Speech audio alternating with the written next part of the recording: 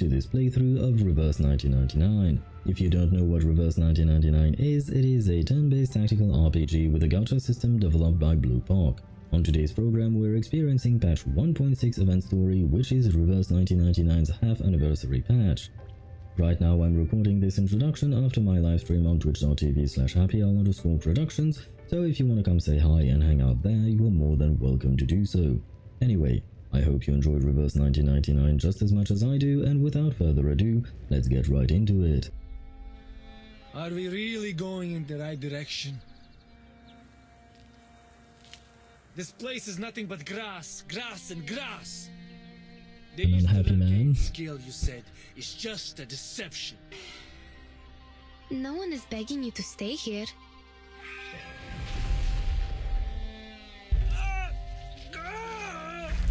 What is happening to him? Did he turn into a horse? Ah, right, I did see that video before. Okay. 2 foreign merchants. But I don't remember much of it. Yangzi, filling in for the former Zhili. Are you in trouble? Jinyangzhe. I think that's how she pronounced it. You should not be here. The Featherman is related to some disappearances in the city. The Featherman, that's his nickname. Ray, why do you have to do that? Stop this now, or even a real Xiangray cannot save you that from voice. the disaster. She's so pretty. I really love the art style in this game. They pretended to be merchants to get into the city, but they are actually with the Featherman. So yeah, he's a really fully part bird. He's like a harpy, I guess. Maybe he actually is.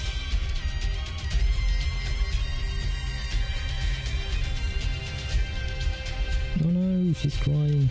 Do not cry, I will give you some alcohol. An arcane skill we're looking for requires a price. A terrible price.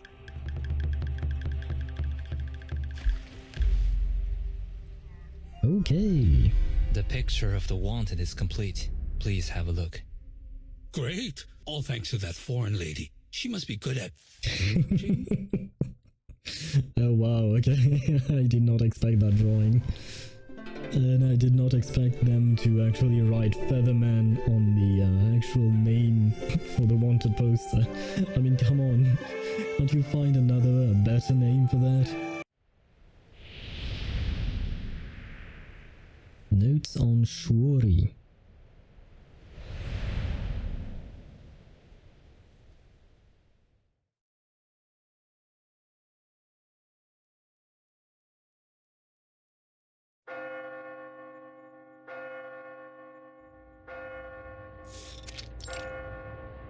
Bedroom, St. Petersburg.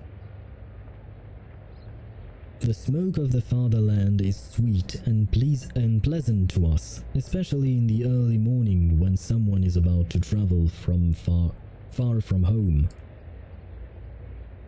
However, it is not obvious to this complaining lady. Их телега уже давно не появлялась. Я слышала, что цена была низкая и рабочих рук у них не хватало. Эти торговцы жадные, как бездонная яма. Впрочем, как эти фермеры. Newspaper? Their cart hasn't been here for a long time. They said the price was too low and they were short-handed. Those vendors are as greedy as a bottomless pit like those farmers. Дым, пыль, приискиватели – это последнее, что нужно этому бедному городу. The smoke, the dust and the opportunists are the last thing needed in this poor town. В прошлый раз она была в отъезде целый год и не прислала ни одного письма. Сейчас она опять уезжает в такие места, где подружиться можно только с комарами, шами и ссыльными. Last time she was away for a whole year and didn't write a single letter back.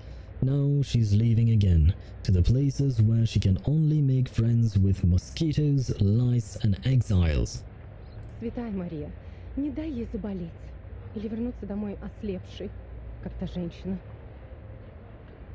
Sweet Mary forbid she should get sick or come back blind like that woman. Вы имеете в виду медаль, врученная за исследование? Она из бронзы.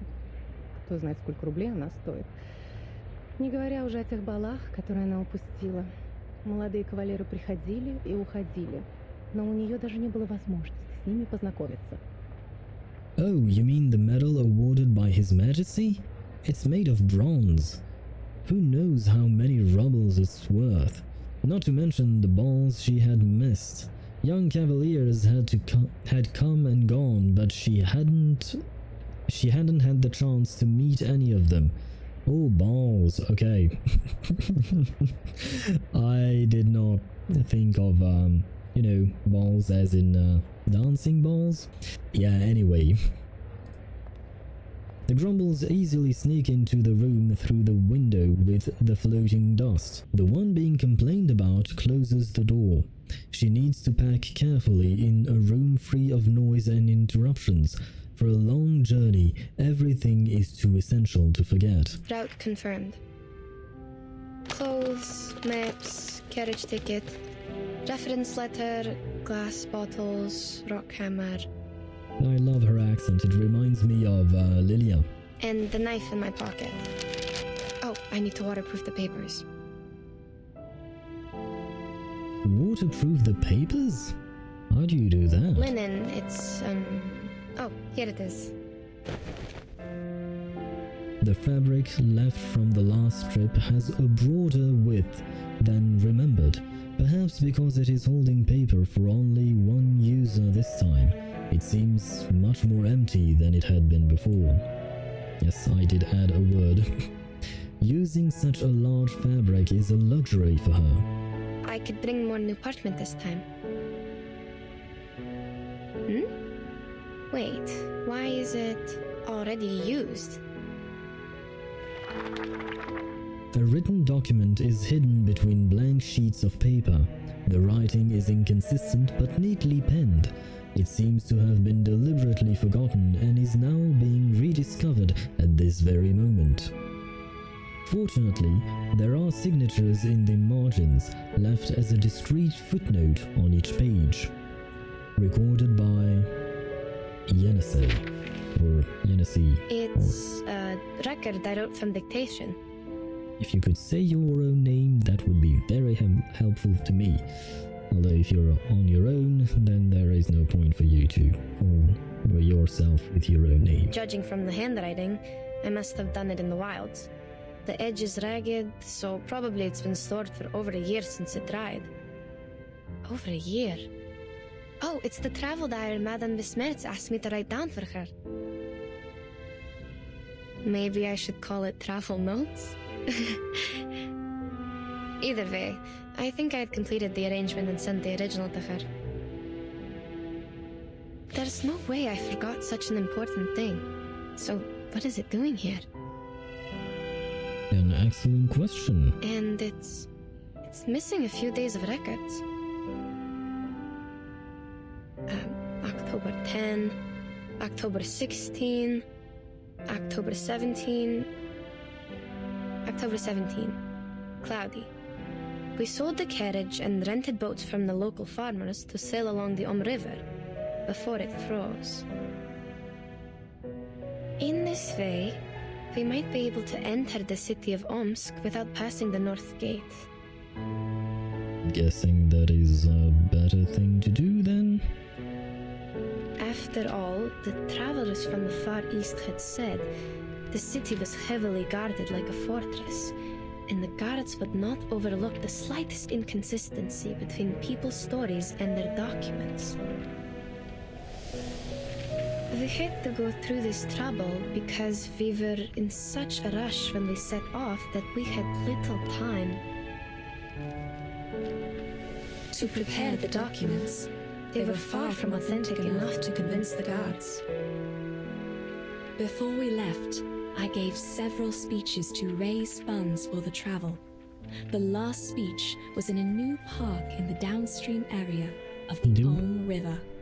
Do we know that voice? My Do we know sister who that described is? to me that the park was crowned by a large pile of cumulate rock, which was burdened with the European Russian vegetation, all in its best time of year. I do like the This voice, is but I not don't only know who that said. is. The day after October 18th. I have almost no recollection of that day. Child, do you recall anything?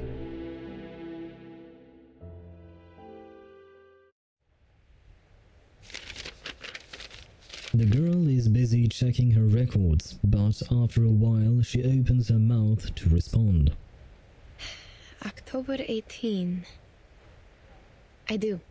After we took a break and collected the supplies we needed, you talked to the governor. He introduced you to a historian and sent a land surveyor. Oh. Yes, I remember it now. Bits of trivia. Let's skip that day for now. Wait, this hair color. The hair color does remind me of Vertin, but it is definitely not Vertin. Vertin is a small bean. He's smaller. So maybe an older Vertin or someone related to her, I guess. Yes, madam. October 19th, partly sunny. I elaborated on my plan in my speech in the park. One of my arguments mentioned the Douchois festival in the Eastern Land. I'm sorry, I was holding in my laugh because I didn't want to interrupt her voice line, but then it dawned on me that if this is maybe her mother or Vertin's mother, it reminded me of Schneider's line. No, not Schneider's line. Regulus's line. So you do have a mother. Anyway, it made me laugh. I'm sorry. Legend of the Douchois festival.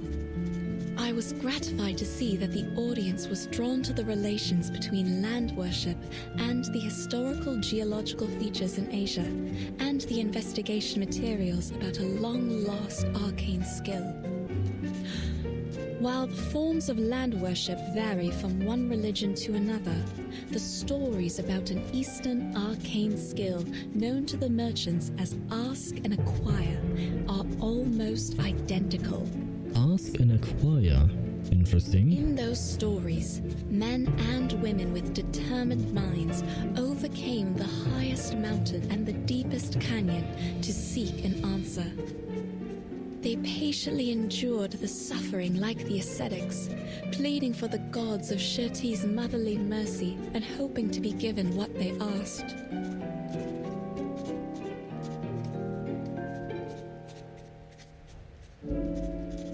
The girl quickly makes a note of these important words. From unknown to familiar, she has known these names for a long time. Even to this day, after the Seekers are long gone, the god has never shown itself to any one of us. But we know it was there, for there is no better proof of the Ask and Acquire than this revived land. There is a sureness in people's remarks on Ask and Acquire. They are certain about its authenticity, like any geologist would not doubt the difference of soils in floodplains and mountains. I have to admit I'm utterly lost, but I'm guessing that is intended? That's right. Do we really have to see it to believe it? None of us have ever touched one sedimentary rock, but we can infer that such a thing exists. Actually, I have touched sedimentary rock because I have studied rocks for my degree, but that's another matter entirely. The girl's speedy transcription follows in close synchronization with the speaker's words, but even so, she hesitates at this moment. Madam, your analogy? Is there a problem? The existence of sedimentary rock can be verified, but that of the lost arcane skill cannot. Which is what I'm going to do now, to find the last piece of the jigsaw puzzle. Oh, interesting. Pardon me, ladies. A third voice rings out. A young man in glasses tidies up his clothes and walks towards them. She's right. We do need to find something, otherwise, how are we supposed to make up for this time we've spent running and waiting? What? Take a good look around you. The girl realizes that there will be nothing more for her to record today and puts away her pen and paper. Then she stands to take in a complete view of the steppes now that the roaring wind and rain has ceased. Vultures, the same color as the dark earth, hover over their heads, gazing with a scavenger's intent at all the creatures below them that seem to have stopped moving. The rain has stopped. Don't act like you just noticed it, miss. How much longer are we going to wait, huh? Long enough for the vultures to eat the flesh and bones? You... Mr. Krolik, you're troubled by unnecessary concerns. The vultures are scavengers. They are here only for the animal corpses brought by the thunderstorm. They will leave us alone. So they don't pose a threat. Then what's with the waiting? Well, I guess they're waiting for you to die. And then they will eat you. Unless you were asking about why you guys are waiting, and then I have no idea. His hurried speech reveals his nervousness, though Yenisei doesn't understand why. If you're trying to get us back on the road, you have the right to propose it directly. The team discusses to decide the next step. That's how things have worked all the way. We are not trying to waste your time. We should get going now. I guess we should. I see. We will suggest the directions as usual, and everyone will vote to decide, and... Oh no, you don't get it. There's no need to discuss or vote. Oh, I have a feeling I'm not going to like this man. Because we are not going forward, but going back. That's the only direction available. Why is that? Yenisei stares silently at Krolik. She disagrees, but politely waits for him to finish speaking. I'm not the only one with this idea, Miss Besmer. Miss Besmer, okay. Those legends from the East, that the show festival, is it? And the arcane trick you call ask and acquire. None of them matter more than our lives. He's right. The girl can only turn her head in silence further away, to that desolate, boundless, snowless winter landscape.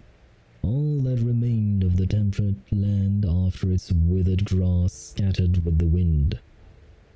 The storm they had encountered had blown through here as well, sweeping away almost every living thing. And the young man's purpose is as clear as the open land that lies in front of them. Can anyone promise there won't be another emergency like this? What if we can't find shelter next time? Yeah, we'll be lying dead out there just like those corpses. I hear you. It has been 37 days since they left Omsk, heading south. The 5th day on these steppes, they have gone without fresh water. If everything had gone according to plan, they would have already been sitting in the supply station drinking tea. If they hadn't encountered this sudden storm. Yet the two people who put this very team together did not anticipate such an eventuality. Given what happened earlier, it is only reasonable that you would wish to return.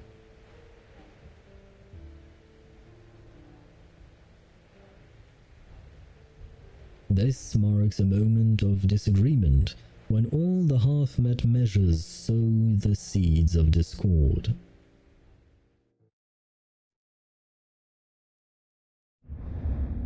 To be continued.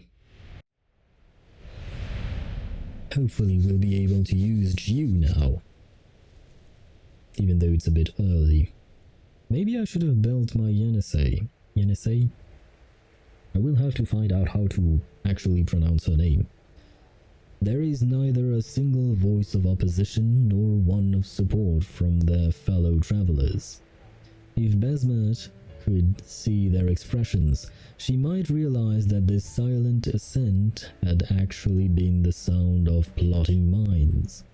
So are we on the same page? I fully understand where you're coming from, and I acknowledge your reasoning. What are you trying to... But we still need a vote to decide. It's interesting that the model for the grown-up Vertin, for now we'll call her that because she looks like Vertin but grown up. Oh, never mind, she has a name, Besmet, my bad. It's interesting that we cannot see her eyes ever. I believe Vertin has one eye hidden and sometimes both eyes hidden, but we actually do get to see her eyes from time to time, whereas here, so far, I don't think we've seen her eyes at all. Well, speaking of eyes, Frolic opens his eyes wide, pure joy flickering within them, and waits for the person in front of him to utter the words he longs to hear. Wait. Yenisei couldn't stop the inevitable. The explorer with a knack for speeches always seems to have a strong belief in her own persuasiveness. No problem, of course. It's the civilized way to solve it. I do not trust him. But I require we skip the speech. We have no time to waste on your monologue. Well, yeah, but if you skip the speech, then the people don't have all the facts to vote for one way or another. So it's not the best way of doing things, is it? All right. Madam! All right, gentlemen. If you agree to go back, please, raise your hand. Let's see. I do not raise my hand. As these words land on the listeners not far behind him, the people slowly begin to raise their hands to their ears, fingers crossed. In the end, Frolic has it. He faces both of them, simply raising his hands, and though grandstanding somewhat, and a victorious smile stretches across his face. 4-2. See, we can make decisions in no time. Right? Well, I suppose that was to be expected. This is their trap, madam. We can't just... Are you really fine with going back empty-handed like this? Well, The vote was required by Miss Besmet, not me. And you, I'll take it that you're challenging me to a duel if you continue with this slander. whoa, that escalated quickly. Dude, she was just asking questions, or expressing her own opinion. No, good sir, please don't take it the wrong way. We don't have to go physical. What about Mr. Urian? He has not voted yet, so the vote is not over. The girl believes she has reached the heart of the matter, even if her rational mind knows that a single vote would be of no use. Still, she insists. Oh, he's too tired to show up. But I'm sure he shares the same idea with us because we are all humans. Of course, he's on our side. Oh, that was not racist at all, now was it? Yenisei doesn't intend to say much to the young man and decides to cross over to the group of people ahead to search for their final voter. That is until another tall man stands up, seemingly to block her path. Say no more, Krolik. Pack your things. Let's head back. Fine. We'll split up from here then. We'll take all the supplies with us, or we can't make our way back. No discussion. Oh wow, you're really an asshole, eh?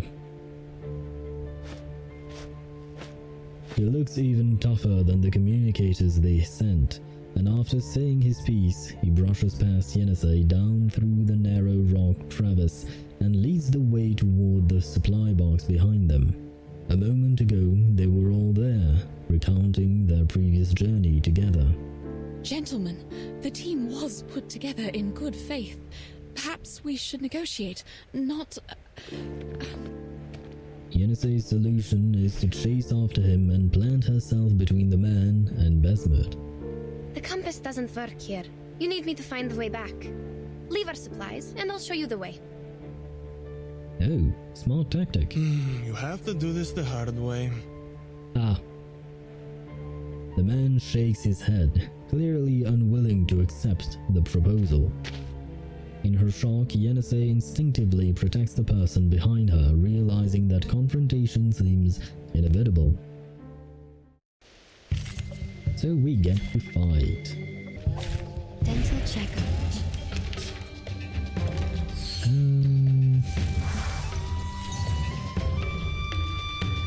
Let's see. We'll go there. Another chart? Channel, because why not? And I do believe she is still going to attack because she has a follow-up attack after her channel. Enjoy! Or does she? From reading. Perhaps it's at the start of the next turn. Never mind. Got you! Ah, it is. Okay. Did she do 2 follow-ups? Oh, interesting. There is more to test around. I think that this will kill, but we'll still, if I do this... Oh, I can do this. Okay, interesting. And we'll go there. Maybe because this should kill instantly. Yep. They are much naughtier than the Foundation's kids. Interesting. Okay. I will have to dive deeper into how she's played. That, my friends, is not how civilized people solve their problem. No, indeed. The voice is calm and composed, but its gravity brings a swift end to the playful duel. Mr. Jorian! Ah, the guy who was apparently too tired to vote. In a makeshift team of this sort, the eldest member is often bestowed a special prestige based on their experience. Mr. Jorian! Oh, my bad. I didn't mean to click that. Monsieur Krolik, I thought you were here to discuss the reallocation of supplies with Madame Besmer. I didn't expect this. Could this man be French? Because his way of pronouncing the R sound a bit like what we would use in French, although I think it is a bit too accentuated. If it is actually French, because, well, being French myself, I do know what French people sound like. But maybe it isn't actually French, maybe it is from someplace else, but I wouldn't actually know. But I'm curious now. Well... It's true that you didn't choose to be here. You are here because you have an important mission given by the governor to complete. Yeah, no, his accent definitely sounds somewhat French. It's just the R sound that I feel is a bit too accentuated. But other than that, it does sound like he's French, maybe? We have come this far. Do you really want to give up now? The man's frame visibly shrinks. Their pretense of communication has been exposed, and every word spoken by his elder makes it more and more impossible for him to offer a rebuttal. As for you, gentlemen, Petrov, I'm surprised you're here too. It's a risk that none of us expected, but it shouldn't have broken your will. I remember you showed a great interest in those ancient strata in the south when we were at the speech. All we need is safety. There will always be a buffer period after extreme weather. We should seize the chance and head back. If you persuade Miss Besmet to give us a confirmed date before which we can find the running water and come back, we can stick to the original plan. Madame Besmer? Certainly.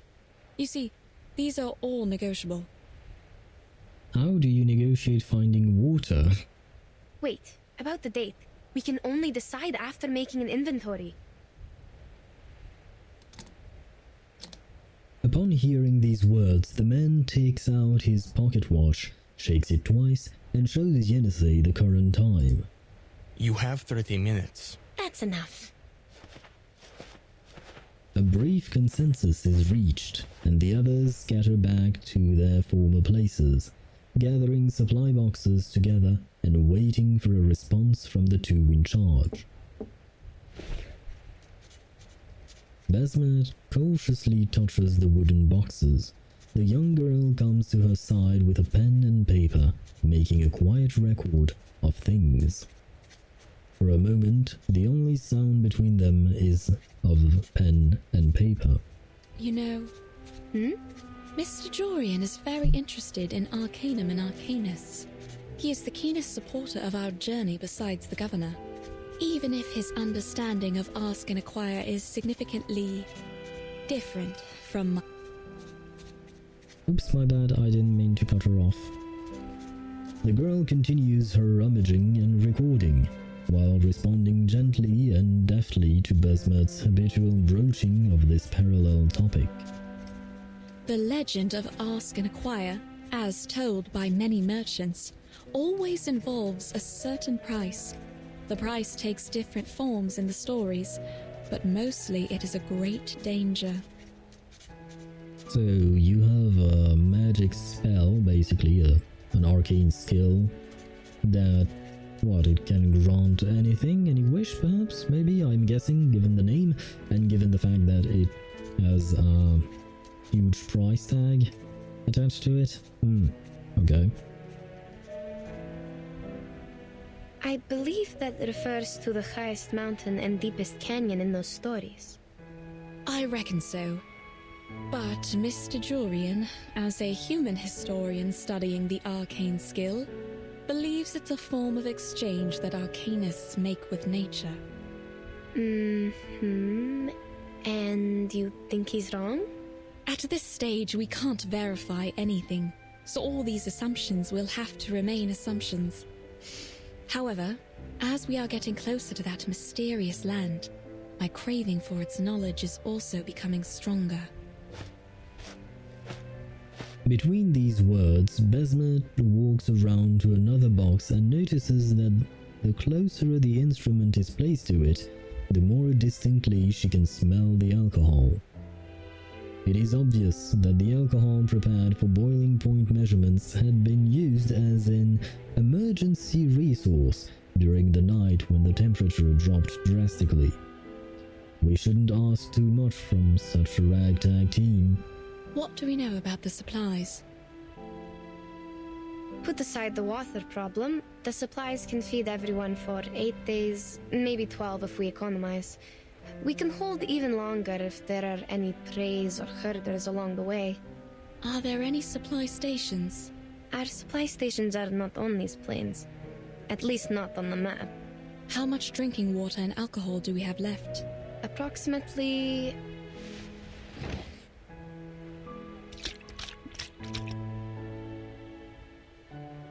Oh great. These idiots put water in the alcohol. Now we are short of both. Oh wow, that was really stupid. At least the alcohol has kept them warm. Yeah, I guess so, if you really want to try and see something positive out of this. They could have just drunk the alcohol. Fair enough. All right, child. Now we should focus on the direction for the next step, not these bits of trivia. Regarding which, just to be clear, what I have in mind is only slightly better than nothing. Better how? The moist air and the soil. Have you noticed? The soil beneath our feet is way too sticky, even for a land after a thunderstorm. I'm not entirely sure about this, but I tend to think that there is groundwater beneath us, which means we are close to running water.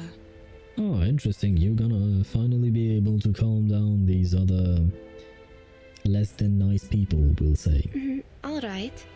Let me think about how to get us there. Can't you use your arcane skill? What? Just because you don't know what to do doesn't mean you should count on this thing. You're not like them. I just want to make use of everything we have. Oh right, earlier someone, I believe Krolek, said that they were all human. I'm guessing he meant the entire group? No, because Yenisei is in the group and she is an arcanist. Because I was wondering if Basmat was an arcanist as well. Theoretically speaking, I'm guessing she is, since she looks like Vertin, might be related to Vertin, and Vertin is an arcanist. That is the parallel I'm drawing, but I do wonder. Fine, I told you how it works. Without new running water, the old samples in the bottles can only show us the way back. That's the best they can do. To prove this, the girl takes a glass bottle from her person and places it in the waiting, doubtful hand. This one is from the lower course of the River. The arcane energy I can use for divination is almost faded away. Can it show us the way back? Sure, but that's not what we want. Only Mr. Krolik and his men would be happy to hear that. Indeed.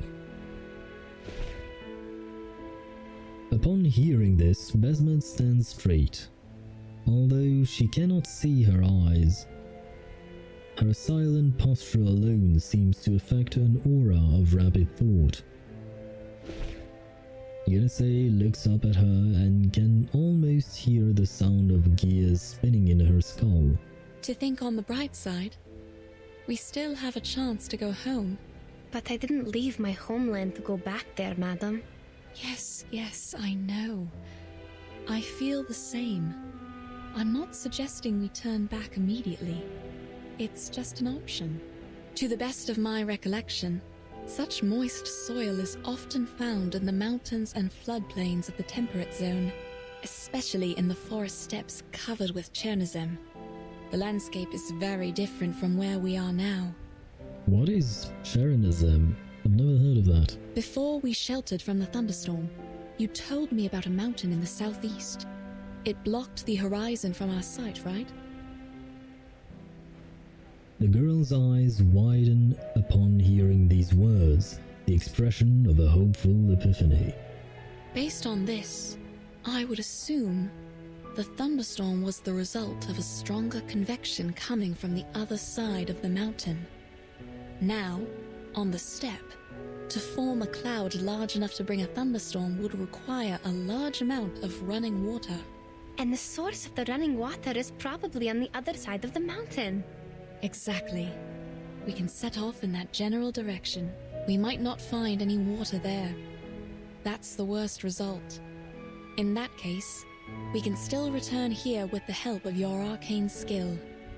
As long as we have that glass bottle with us. That's right.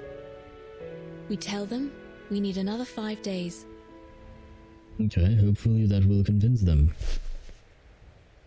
Basmat grips the glass bottle in her hand as though clinging onto the final trace of hope. They won't accept more days than that. If they won't even settle for this, I will convince them, like I did when I first got them on the team. How did you do that? And what do they actually bring to the table? Like, why are they here? What do they do for the team? The Fairyland, Stage 3.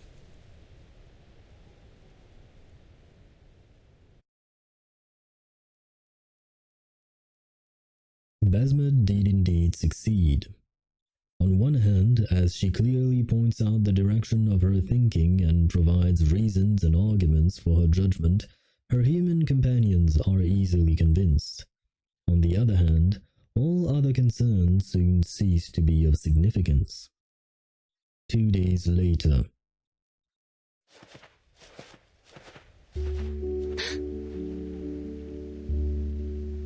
The girl's eyes widen as she looks, blinking at the flowing stream appearing seemingly from thin air and not far from them, as though staring at it might restore it all to its original state. She remembers clearly when she was only a mile from here yesterday evening. There was nothing to indicate the presence of such a miraculous hidden feature. Mademoiselles. Mademoiselles. Okay, so he is indeed French. This is a miracle. I'm glad we didn't give up and go back. Wait. Something's not right. You? What are we waiting for? not intending to wait for an answer, he runs towards the stream, an unheeded reaction to the long labors of their journey through the desolate wilderness. We are on the right path. I have nothing to say. Oh wow, you can't even recognize that you were wrong before, for wanting to go back. The humans move briskly toward the rushing stream. For a moment, only the two arcanists remained skeptical about this new variable. No, wait. Please don't. Oh shit. But this did answer the question. She is indeed an arcanist. Unable or unwilling to heed her shout, they rush into the stream, sinking their faces into the water and pulling them out with smiles as wide as if they had never seen such natural beauty before. Standing beside Basmet, who had failed to stop their advance, the red-haired girl cautiously retreats as well, marking a sharp contrast with the humans who embrace the water like a fish too long in the air. What? Madam, you didn't tell us the running water was right on the side when we pitched camp yesterday. Yes, because I didn't notice any signs of water. Oh, so it appeared out of thin air like she thought. I thought it was your doing. I wish it was. But sadly, this is beyond my power. I'm not even sure if we are still staying on the planned route. This is obviously not good news, as Yennese's silence reveals. Basmet immediately realizes the ambiguity of her words. Indeed. I can hear the river flowing and running against the stones and shores. Have you noticed anything else? Yes. I'm not an expert, though. The soil here is moist too, but it feels different. Like just dampened by frequent spring rains. The dry air of winter has completely gone. And the grass here looks nothing like the temperate grass we should be seeing in December. It's so green, as if it were April or May now. But we haven't gone that far. Is this some kind of illusion brought by arcane power? Whether it's an illusion or something else, there must be something wrong with the water they drank. You're right. We can't let them drink it. Well, I'm not sure they are going to listen to you guys, but... Yet their rational reputations could not change the fact that their companions had already drunk from the abnormal water. Yeah, there is that too. Basmet instinctively runs forward, wishing to minimize the damage before things get worse. Gentlemen, please listen. The water! Hold on, madam. It's too late. Yennese grabs her hand, trying to prevent Basmet from running in a panic and potentially suffering the fall. Basmet still wishes to rush forward, but finds herself unable to break free. I have to tell them. I am the reason why they are here. Listen, they have filled the water bags and are coming back. Their momentary joy at finally being able to move forward is rapidly diluted. The only consolation is that the human walking back toward the two of them still appears to be normal. What's wrong? Are you not going to fill your water bags? Nothing. We'll go later. The water is clean. You can even see the trout swimming. Too bad we need to keep our packs light. Thank you. We'll fill our bags once we figure out which way we should go next. Interesting. Frolic is still by the river. He seems parched. Is he the reason you didn't go there? No. All right. No problem then. I'll go check and feel the rest. Their tall companion nods and walks past the two of them and toward the previously set down baggage. Once he is gone, Yennese speaks once more. Please, wait here, madam. I'll go check. Madame Besmer! Mr. Jorian, did you drink the water? Oh, I did. Just like Petrov said, the water is clean. A bit sweet to taste even. A bit sweet? This is running water and it is sweet? That's good then. You were looking for me. Is there a problem? No, no. Look, I know you don't need any compliments, but thank you for leading us to the running water. I'm glad you once again earned their trust. Maybe we should thank the Ask and Acquire.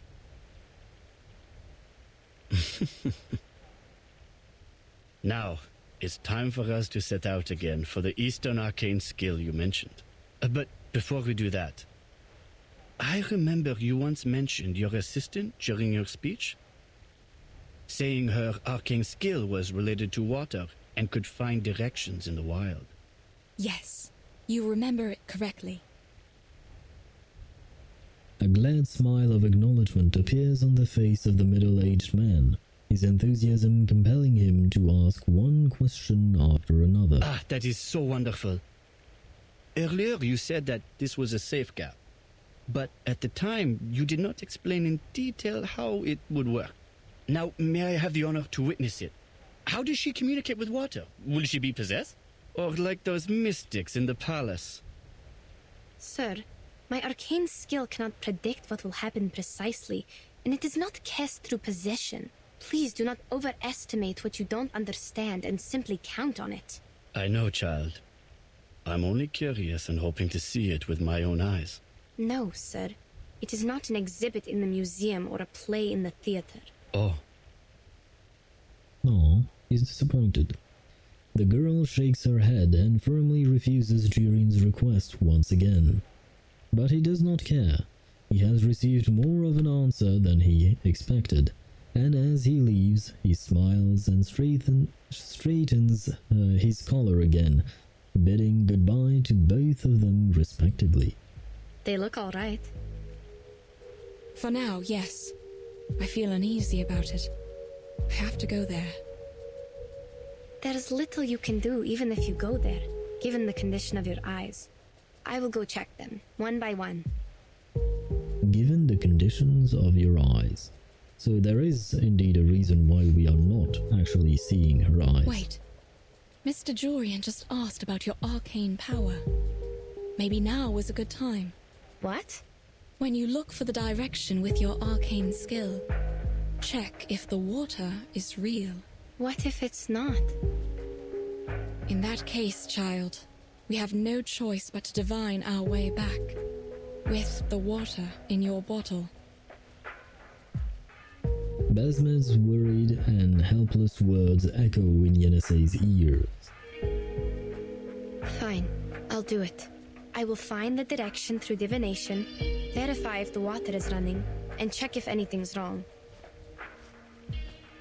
The girl takes a step forward and walks towards the strange babbling stream that something. Yenisei walks barefoot into the river. Flowing water on a temperate plateau like this should naturally be cold. It gently laps at her. She closes her eyes, trying to make herself unaware of the temperature. Пожалуйста, теките, теките. Пусть ваша милосердная любовь и забота плывут вместе с пеной вдаль. По пути вы сможете поливать корни, увлажнять траву и обливать душу медом. Как будто поднять поток с рифа, об который разбиваются волны. The light spots gather and gradually fill. Я пойду к этому потоку. Все будет так, как я сказала. The bottle, I guess.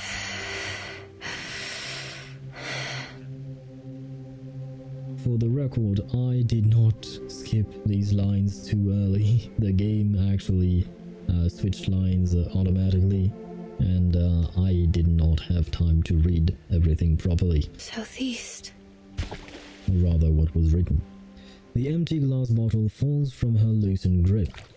The girl looks dazed as she picks up her damp and heavy feet from the water, heading to the southeast. Hey! Where are you going? Half of her mind is still in the realm of delirium. The sounds she hears are fragmented into pieces that she can only attempt to fit together. Yet, Through the difficulty of her present state of mind, she tries her best to make sense of what Basmet is saying. Haven't you? Easy, Yenny. Take your time. Yenny. Yes. The sign has come out. I asked the river to show me the place with the strongest arcane energy. Then it pointed at the southeast among all the other directions. That is probably the direction we are looking for. And yes, this river is real. Running water. It is flowing with vitality. So there was nothing wrong about it? You were worried for nothing then? I hope that is the case. All right. Perhaps I was wrong. It's never wrong to consider all the possibilities, madam. Please, wait here. I will mark the direction and inform everyone of it. Sure. Is this a to be continued kind of thing? It is indeed. Strange Horses, Stage 4.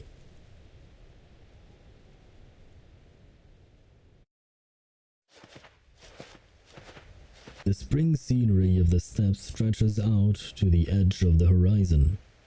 The expedition team continues to trek in the direction indicated by the river. As they do, they scarcely notice as the terrain beneath them changes until the party at last finds themselves walking across bare rock. The uneven green rocks merge with greyish and purple granite, rough and jagged.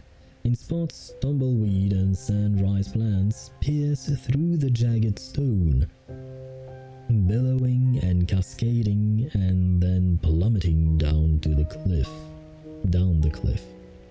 The travelers also feel as though they are moving downward. As the surrounding peculiarities increase, so too does their breathing, which becomes increasingly restricted. You did prove yourself right by finding running water for us. But... So I'm not judging you this time, but... Yep, I knew there was a but coming. Are we going the wrong way? No. This is the right direction. But it's getting harder and harder to breathe, even if we are going down the mountain. What about you, madam? Are you feeling all right? I feel fine. Perhaps because I'm used to climbing mountains. But we are definitely 3,000 meters above the sea level now. It's normal if you're feeling unwell at this height. If only we still had alcohol. Does alcohol help with that? I didn't know.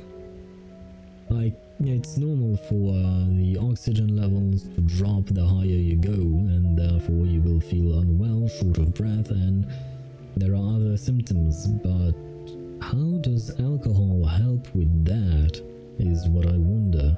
I don't see the interaction it could have with your body that would help you breathe easier and feel better. So yeah, I'm curious. Well, it's just a thought. I wouldn't have gathered enough courage to climb up that slope if I hadn't taken the last few sips. Okay, so apparently it does help. Somehow. Basmet shakes her head, dispelling unnecessary thoughts, and instead pursues another possibility. But, child, are you sure we are on the right path? I don't think it's wrong. The clearer the sign, the higher the accuracy. And the sign I just saw happened to be exceptionally clear. What about the others? Are you feeling all right? Shall we stop and take a short break? I have a bad feeling. Instead of a break, we need a new direction. Back home, for example. Again, do you want to put this to a vote? Before we do anything, can we have some rest? My head has been pounding for a while. I thought it was common in the mountains and you all felt the same. Yeah, having headaches is natural if you're lacking oxygen. Yes, headache is a common altitude sickness. So. There you go. Wait, is that tumbleweed? I don't think it belongs here. Yenisei finally notices a large bundle trundling on not far away. I hear... Are they rolling nearby? Are you sure? This is not the right season for them to roll and spread seeds. I'm not seeing things, I guess. But I don't know why they are here. And those flowers. The team members at the end of their procession stop in their tracks. The others beside him also stop as a result, until the entire team comes to a standstill. Something's wrong. Hey you! Where are you taking us? Haven't you noticed the rocks around us? Their color is abnormal. I've never seen anything like this. Not even in books. And look at the holes in the rocks. They were made by water erosion, and that's not supposed to happen in this climate. Calm down, sir. Perhaps we have reached somewhere beyond the other adventurers' records, but that's all. What about this? How are you going to explain it? Another one of your stupid arcane skill tricks? Yenisei lowers her head to look at what seem to be ordinary yellow flowers. But these flowers wither almost immediately after blooming. It would be difficult to describe such a scene as anything less than a miracle or a curse. What? This is... What is it? Explain what? I don't know what species it is. It looks like a mini sunflower, but... Told you we should head back. Something's wrong with this dump. Agree. We have a situation now. We should go back while we still can. Mademoiselles, I have to say this is beyond my imagination. It's just a flower, yes? Why are you all so scared? I can't see, but... So she is indeed blind or partially blind, or she is visually impaired, I guess the word would be. Okay. Perhaps that is why she's trying to find the Ask and Acquire. Perhaps she wants her vision back, or maybe she's just curious about the whole arcane skill that is lost. I mean, that is another form of interest altogether. Besmet reaches out to grasp the flowers again, but the petals wither beneath her fingertips. Now more puzzled, she tried touching a complete cluster, but only ends up with a handful of withered husks. The scent of these withered fragments turns rotten as their sweet fragrance disappears, leaving her having captured only the base note of their perfume. The smell. Everything is wrong here. The fog is not supposed to form in this latitude. The terrain is strange, and the plants, they wither in an instant. I don't want to say this, but this place seems to be cursed. These phenomena make no sense. We have to go back now. Well, usually when you have a phenomenon that you don't understand, perhaps you should try and study it to understand actually what is going on, but I guess you may be a bit scared. The voice of the young man is more resolute than ever before. Faced with such a bizarre situation, escape is unarguably the most rational choice. You heard them, madam. What do you say? Things are indeed weird. No, we are not returning. We have made it through the thunderstorm. What could be more dangerous than that?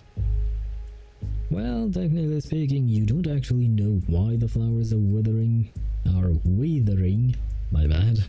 I am used to saying another word these days. But the thing is, if the plants can be withered so quickly, if they can wither so quickly, could humans be decomposed or something like that? Could they affect human? I don't know. If it is indeed a curse, I mean. Perhaps we are getting close. Like those merchants said, there will be a price we must pay for the Ask and Acquire. Mr. Jorian, you also asked me about it. Don't you remember? Well, if the price is your life, then what was the point of finding the Arcane Acquirer? Perhaps that is why the arcane skill was lost. On the contrary, madame. I remember it clearly. I have also told you my suspicion. It could be an exchange made between the arcanist and nature. What? Of course not. Look around you. All this bizarre phenomena. You know I wasn't making things up. You set out to pursue that arcane skill, yet we ended up here. I don't know what your next plan is, but count me out. Agitated by this abnormal phenomenon and talk of a possible sacrifice, the young man pushes Basmat aside and stands with the others at the back of the group. A previous scene of division and opposition repeats itself. No, I swear on my life. That is not my intention. Madame Besmirch would never do that. The point is the compass doesn't work here. You will get lost on the way back without me. There's no doubt this is part of your scheme. Excuse me? Mr. Julian already told us about your secret arcane skill. It's our last hope of getting home in this flight. We trust him. That being the case, you must come with us. Well, it's not like you can just take her away. That would be kidnapping. To take someone away against their will. No, I came here with Madame Besmirch. I'm not leaving without her. Yenase also expresses her intentions clearly, never having been one to be swayed by external forces. Unless... Let's... It's fine, madam. We can keep going on our own. Let's go back. Unless the person she is supporting lowers her head first. It's all right. Though I can't see, I can imagine how shocking it must be to make you so uneasy when we get back to the pasture land. I'm sorry, madam. We're not taking you. What the fuck? I don't think we have enough supplies for everyone to make it back. So certainly someone must be abandoned. Okay, so you just plan to ditch her. Okay, wow. Yenase takes a step closer until she is completely blocking the depressed Besmer's path. Then allow me to say no. I will not show you the way without Madame Besmirch in the team. No, Yenny. You're going with them. No, we're not leaving you. But they're leaving you behind. Looks like your assistant has made her own decision. Sorry, but I never thought it would end up like this. Enough with the talking. My apologies, ladies. What? What are you doing? They are now facing each other, seeming to have decided to end their dispute through force.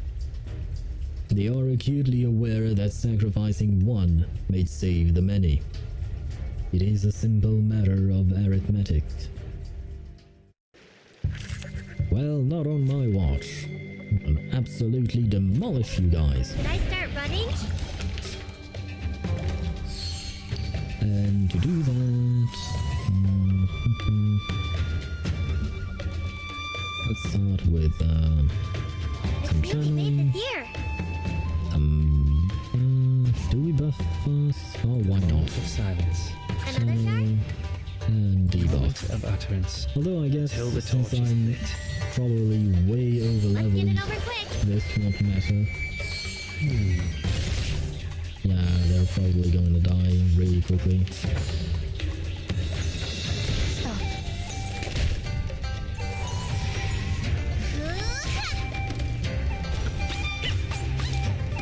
Oh damn. She is definitely very strong. Yeah, we can kill you. Attack you. And I guess we'll do this. And we'll kill next round. Benefit from reading. Got you. Oh right, I forgot about her Considering attack. someone's There you physical go. condition, the investiture can be simplified. Oh. Oh, it was the... okay. Right, he turned into a horse. Could this become a boss fight, perhaps? Standing upright is a phenomenon exclusive to humans. It is a miracle born of a desire to break free from the earth and to move upward towards the sky. The outcome unfolds quite apart from everyone's expectations. What? What indeed? Yeah, I am not pretending to be a horse. I will not do the sound effects. They are already here. I don't understand. What is going on? What is going on indeed? They turned into a horse. Even though they acknowledge the ultimately nature of their dispute, they are left to witness all hope of reconciliation disintegrate before them. Yenisei receives no answer as the people standing in front of her now have lost the ability to reply. Well, maybe they are replying in horse language. Language barrier, stage 5.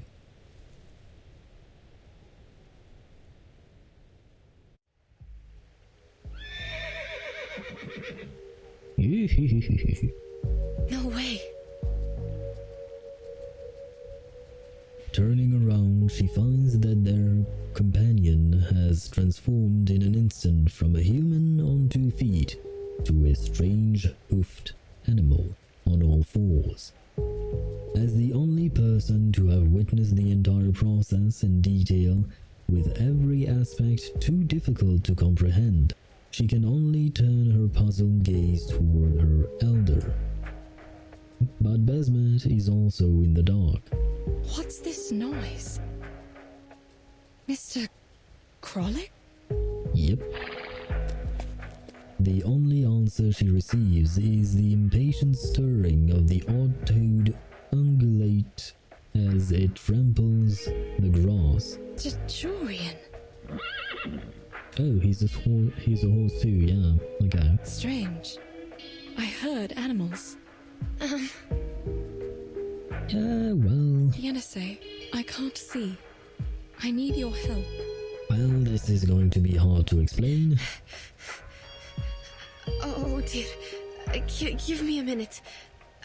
Looks like they turned into, I don't know, striped horses? Oh, they are striped. Okay. Sorry, I'm not sure. I've only seen similar animals in books. Well, striped horses. You mean zebras? They look a bit smaller than horses, but taller and bigger than donkeys. And they have yellow stripes on their skin. Never mind, yellow stripes, no zebra. Perhaps some local species on the temperate steppe. Are you certain they're transformed from Mr. Jurian and others? Not the livestock of nearby herders? I didn't cast any violent arcane skills on them, nor did you. Besides, I didn't sense any fluctuations of arcane energy. I'm sorry, madam. I have no idea. I think if this wasn't because of us, there must be someone else around. Oh, so it might not actually be because of the water. Right, because Yenisei said the water was fine, but still, there has to be a reason why Besmet was suspicious of the water. Stay close to me. And if I'm not mistaken, Yenisei was suspicious of the water as well. The importance of rallying together and remaining vigilant has already been proven to them.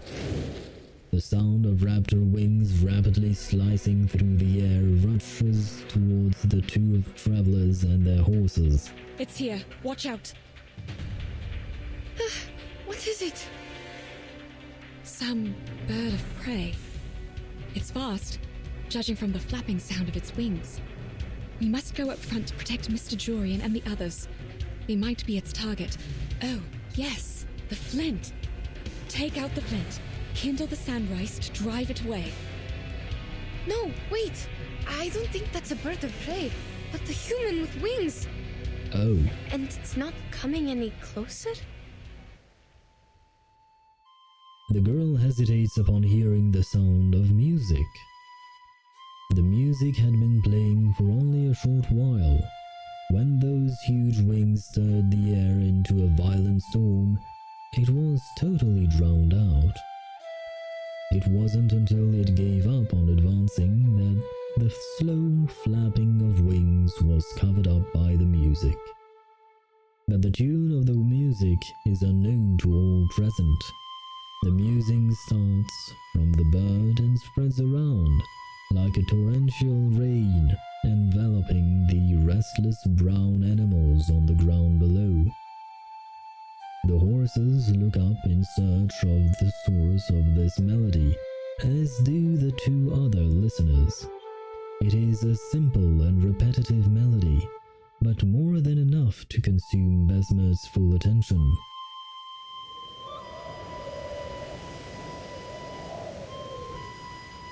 Oh, so it is him.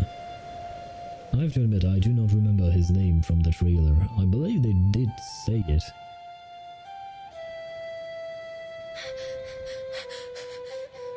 Madam, the thing is...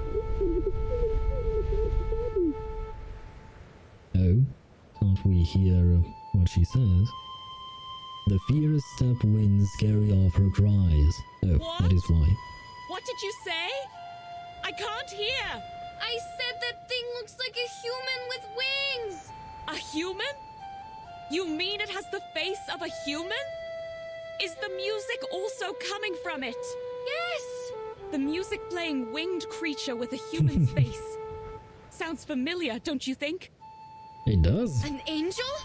You are not serious! Oh, wow, I didn't even consider that option. Okay, and I just noticed we can now actually see her eyes, which are beneath some kind of bandage, but still, now we can see the upper part of her face. But the angels blow trumpets! That stick it uses to play music? I'm not sure whether it's a wand or some instrument.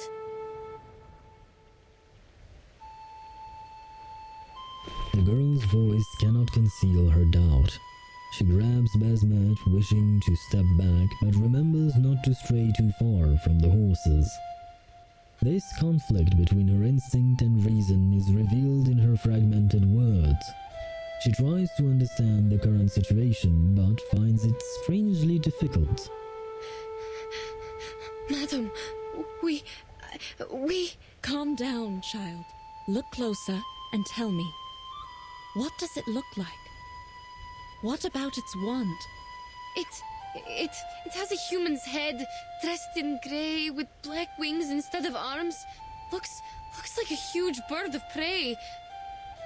Wait, if he has black wings instead of arms, that means he doesn't have hands and fingers.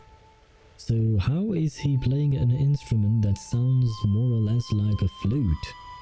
You definitely need hands and fingers to use one of those. While the wand, I don't know how to describe it.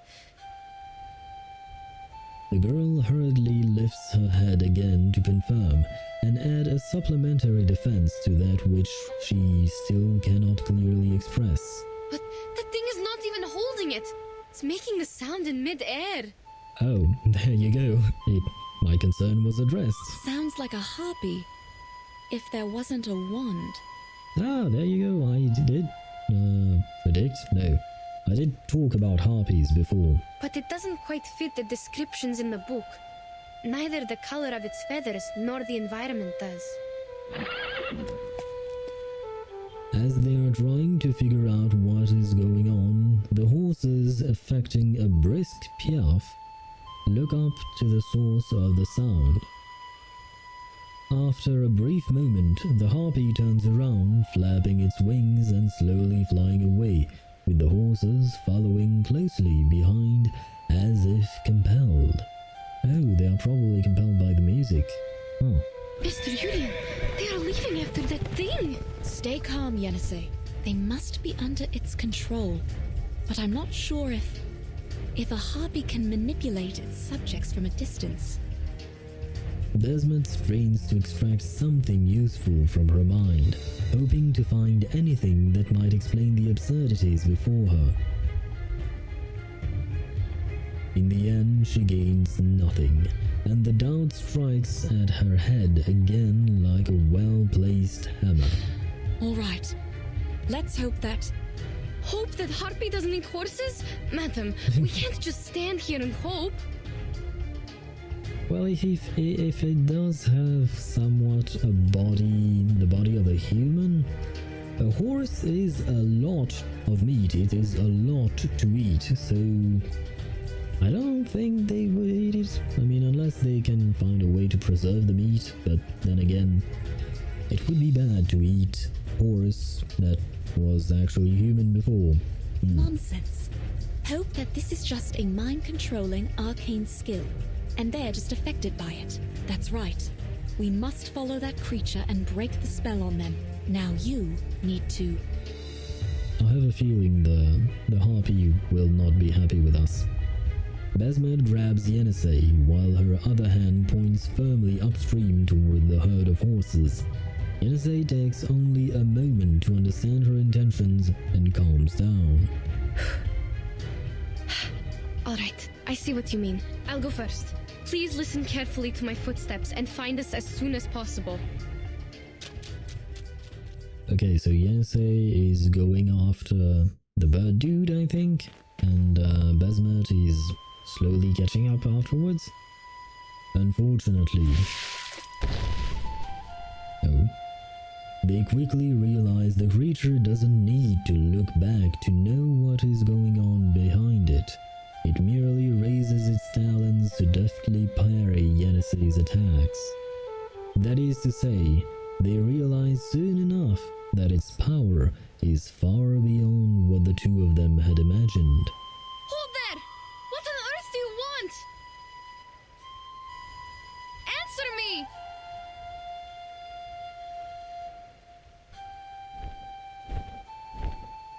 Perhaps it is because of this disparity in strength that the harpy seems not to feel any need to pay attention. It whirls around in midair. However, Yenisei struggles to see any discernible expression on its human face. Turn thee back. Seek what thou desire elsewhere. What? Oh no, he speaks an ancient kind of English. That is not my forte. Turn thee back. There is naught to find here. What is this sound? Speaking or singing? Sounds like a young man. How so? Well, at least it's definitely not a harpy. Perhaps it's talking, but the tone sounds strange. I've never heard any language like this. Oh, you didn't actually understood what he said. Didn't understand what he said, my bad. Yenisei tries in vain to continue forward, but the giant bird shakes its head in the air as though issuing a warning. Thy pursuit will cost thee greatly, and yet little will be thy reward. Tread not one step more. As the wings of the giant bird rise and heave, in addition to the strange instrument, the horses also turn around. Their unhinged companions stand in the way as the music suddenly shifts from a melodious tone to a piercing frenzy. It paints the scene of a hopeless conflict. There you go. Did I start running? Oh, so we are actually fighting the horses. Okay, interesting. And what does this do? Eels and sturgeoners. Well, right now we don't need that. Attack, okay. Let us see.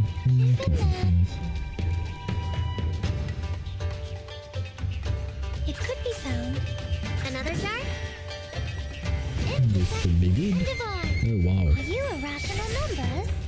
Oh wow, okay, this is not going to last long, eh?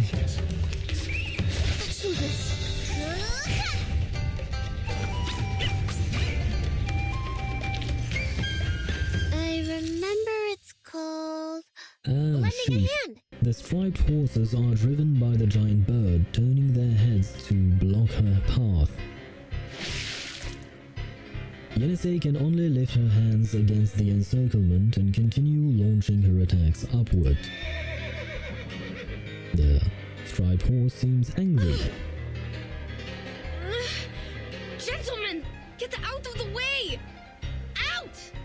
I don't think they're going to listen to you. And you! Hey, the flying one! You can talk, right? I don't know your language, but if you are going to eat them, you'd better think twice. Horse meat is a bad smell. Is that how she plans to convince him? The bird remains silent. Yenisei notices a slender white stick poking out from his feathers. Like a bone, but yet also like a wand. No! Madam, watch out! What is that? What? I don't sense any hostility. This attack indicates that it is in fact a wand. However, the two individuals supposedly subjected to this attack seem unchanged. Both physically and mentally, they are exactly as they were before. Huh? Don't worry. I'm fine. It wasn't an attack. As the two of them begin to explore their uncertainty, the figure flapping its wings in the air speaks once again. This time, though, something is different. Those whom you chase are no longer related to you once they walked in here and moistened their throats with the flowing water. They are the Jutsu's concern. The Jutsus? Okay. No more chasing. What is the Jutsus? The Jutsu. What is a GC? I don't understand. Same question. No, wait. I understand his words now. What? Oh, interesting. But, what is happening? Am I seeing illusions again? Madam, what about No, it's not an illusion. I can understand it too. Unbelievable. Is he able to speak different languages? Or can he learn from our conversation in no time? The attack he just made could be his arcane skill.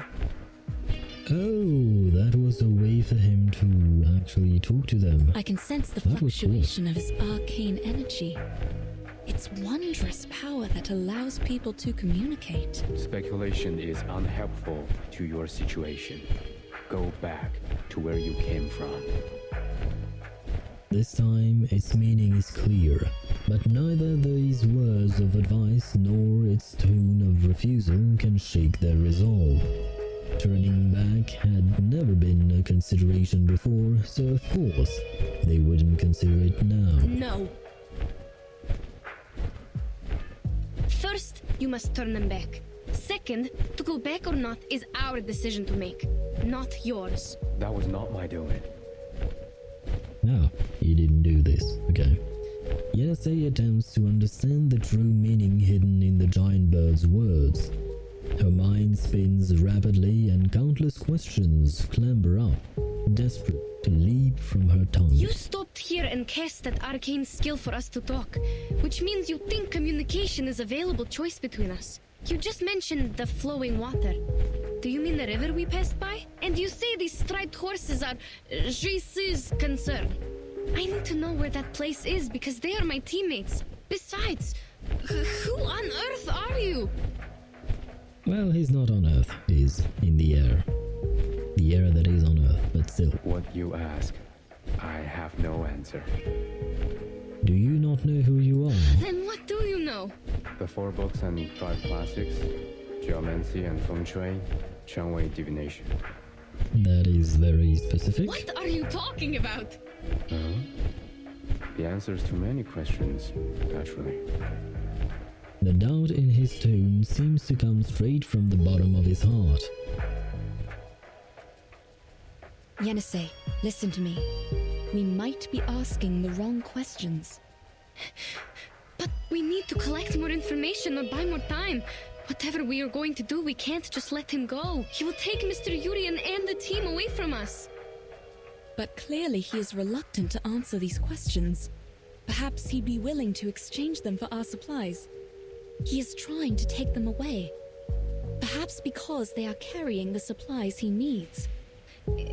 You mean food or what? Let's, Stop. There is nothing else for you here, and I need nothing. What I yearn for is beyond even my own grasp. Wait! Good sir! Oh, he's flying away, right? The bird turns round and flaps its wings, flying away much faster than before. This time, there is no music. Yet the odd creatures follow closely in the wake of the wind raised by the motion of its wings. Ew! Darn! He flew away! Did I say anything wrong? Maybe you did. Don't blame yourself, madam. He appeared to be the unpredictable type. Do you still have the strength to walk? We need to hurry up and go after him. I don't think you can. Basmet grabs Yenisei's arm and quickly chases after the piercing sound of the wind. To be continued.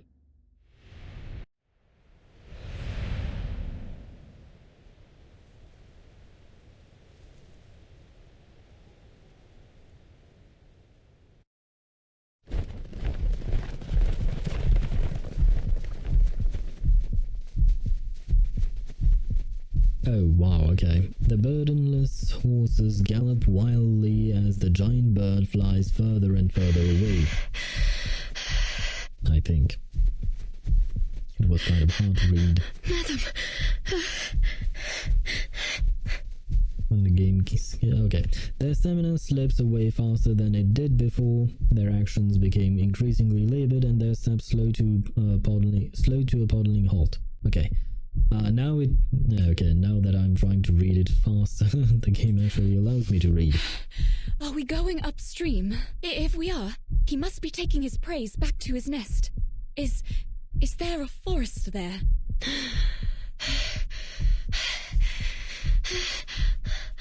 I'm sorry, madam. I can't think right now. I can't see anything. Only stars. The girl suddenly realizes that she can no longer pull Basmet along. With her energy dwindling, the sudden pause only leaves her more flustered. Huh? Why? Why stop?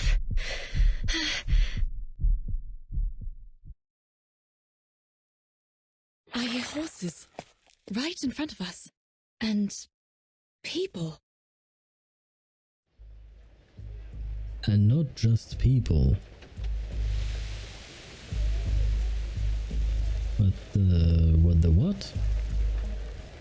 The clamor of commerce, a melody in the trundling of carriages, rolling wheels on the ground, and the sound of footsteps, no matter what lies ahead.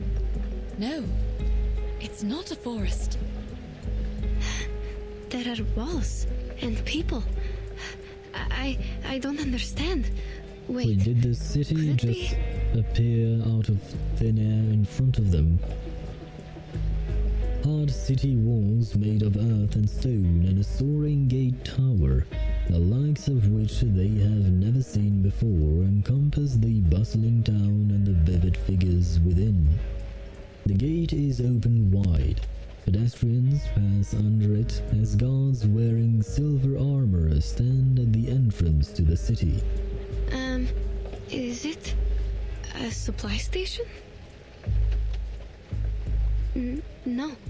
It looks bigger than a supply station, my dear. Where on earth are we? Where indeed? Child, please tell me where we are. Well, that is what she just asked. I can't hear the rustling of the sand rice anymore. But there are other noises.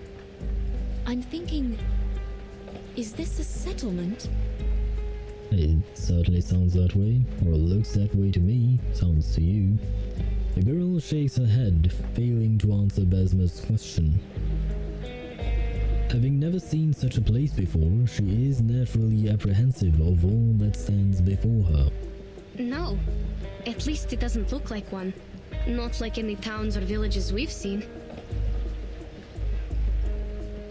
I think I'm seeing another illusion. I see a desert, some plants, and a wooden pavilion on the yellow walls. The roof of the pavilion looks like bird wings, and the people down the walls are quite different from us. Walls and people, right? Only a city has walls around it. I also hear those noises. It's not an illusion. No, you don't understand. Those yellow walls and the gates don't look real at all. They don't? I've never seen any buildings like this. A pavilion on the stone walls with 4 pointy tips around the roof? They seem to be flying in mid-air. Perhaps it's just a foreign architectural style. Besides, we couldn't have gone far enough to reach a city. Unless it's a fake one. What do you mean a fake city? We must not go there, Ashley. We lost track of the giant bird and the others long before we heard the noises of this city. The last thing I can recall is that the flapping of the huge wings disappeared in the south. The girl tightly clasps Basmert's sleeve, realizing that things are sliding in a direction beyond her control. The city wall before you is also to the south, is it not? It is indeed, I think. Basmert quietly turns her face towards the NSA. Even though the girl knows her eyes are covered by fabric and are unable to see a thing, this gesture possesses the power of a gaze. A kind of soothing, stable, but at the same time questioning power. Madam, you are doing it again. You never listen to me. Child, we are standing in the right place. Behind these walls, our teammates might be suffering due to my misjudgment. Yennefe pauses a brief moment before she makes up her mind. The gate is open. I can see the people in the city. But there are guards patrolling around. They are holding some spear-like weapons, and the one in the front looks quite different from us. Don't think they understand our language, even if we ask them to let us in. Remember those herders? Almost impossible to communicate with them without an interpreter. Wait, what if the spell, or the arcane skill, or whatever the harpy dude cast on them, what if it wasn't for him to be able to speak their language, but for them to be able to speak his language? Which means that they might be able to speak whatever language there is in this particular so-called fake city. Maybe. Hope our travel documents can get us through that gate.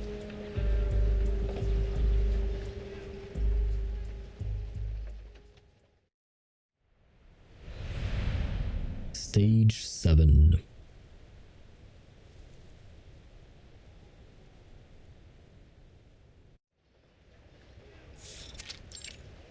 Gate. According to Yennesei's description, the peculiar-looking city defenders are all clad in silver armor and bear sharp weapons in their hands. It sounds like a scene from the medieval era, having passed every barrier smoothly all the way from Omsk. They think the garrison here is also a piece of cake, but as it becomes clear, they are wrong to underestimate them. Even though both sides miraculously understand each other's words, the passes here are still well guarded. Please show me your pass. You have all our documents. This is not a pass. Sir, what is a you pass? have the documents. Please, take a closer look at them. I'm not a sir. Please show me the right pass, which shows where you come from and where you're going. I wouldn't have been here if I knew the answers. No pass, no entry. Well, at least that's a simple rule, but well, oh well. The problem seems to lie in both parties failing in the art of effective communication. This bickering back and forth over useless technical pitfalls undoubtedly wastes everyone's time. I think it has been clearly stated on our documents. The documents were issued by the association. They worked in all the borders in the north. What makes the difference here? It's not verified. I don't know which pass let you pass with this pass, let alone the writing and the seal on it cannot be recognized. If I let you in, it would be my negligence. Can we talk to someone else? You don't understand what we are talking about. I understand every word you say. Very well. If you do, friend, this is what happened. Our teammates were transformed into horses and taken away by a winged man. We think they might have been brought here, so we need to get into the city to find them. Yeah, I am not entirely sure he's gonna buy that story, but sure, nice try. This is urgent. I hope you can understand. I've been on duty for over 6 hours. There was no such thing as a winged man. Okay, he doesn't seem half surprised of hearing of a winged man. He just merely states that there has not been one in front of him. You can't fool me with your stupid story. I've seen too many of these little tricks. The rule is, no pass, no entry. The defender in silver armor looks like a wall of iron from whichever angles he's seen. Inase looks up and sees the wooden eaves above the masonry rising straight into the sky to cast a shadow over the ground. She remembers the giant bird and suddenly wishes she too had wings. Fine. This man understands our language, but he won't buy it. Yenny? Yeah, that's pretty much what I said. Unfortunately, she doesn't have wings, and so she must find some other way to deal with their predicament. Then I will see if we can make it in without this pass. Trying to break in? You're overestimating yourself. That is a very calm response to someone we are who's not about given to any choices, attack you. Wait, Yenase! Oh, I am guessing that's not what Besmet had in mind. Oh no, you want me to use a plant team, a beast team. Aww. I don't care, I want to use this team. Dental checkup. I mean, it's not like it's gonna matter anyway, I mean... Just let me see the level. Insight 1, level 10. Yeah, I'm a tad bit over-leveled. So, there is that. The moment of utterance. It's newly made this year. The moment of silence. There you go. Until the torch is lit. Enjoy! Learn from silence.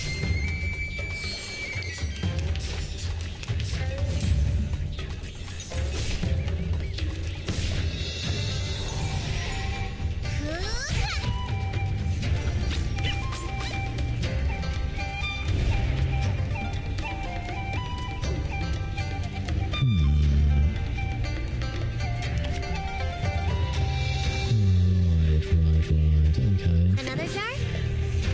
Let's get a bit more of these. You don't want to miss Oh, I should have used the... Oh, never mind, it doesn't change much. Okay, these two are dead. Oh, wow. Oh, I... There they there was another. Wow, her follow-up attacks really hit hard. Relax.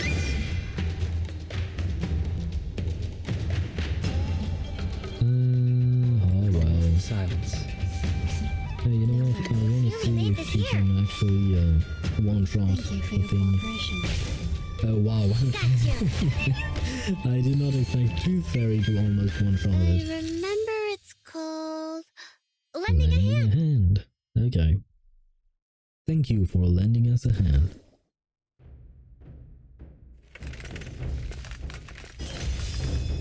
Emptying the glass bottles one by one, Yenisei's weapons are quickly depleted.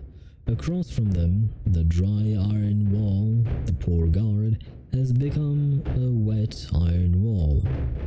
Warning! Intruders! Ah! Close the gate!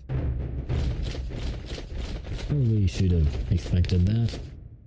The guards on the wall above the city gates respond in a quick and rhythmic step.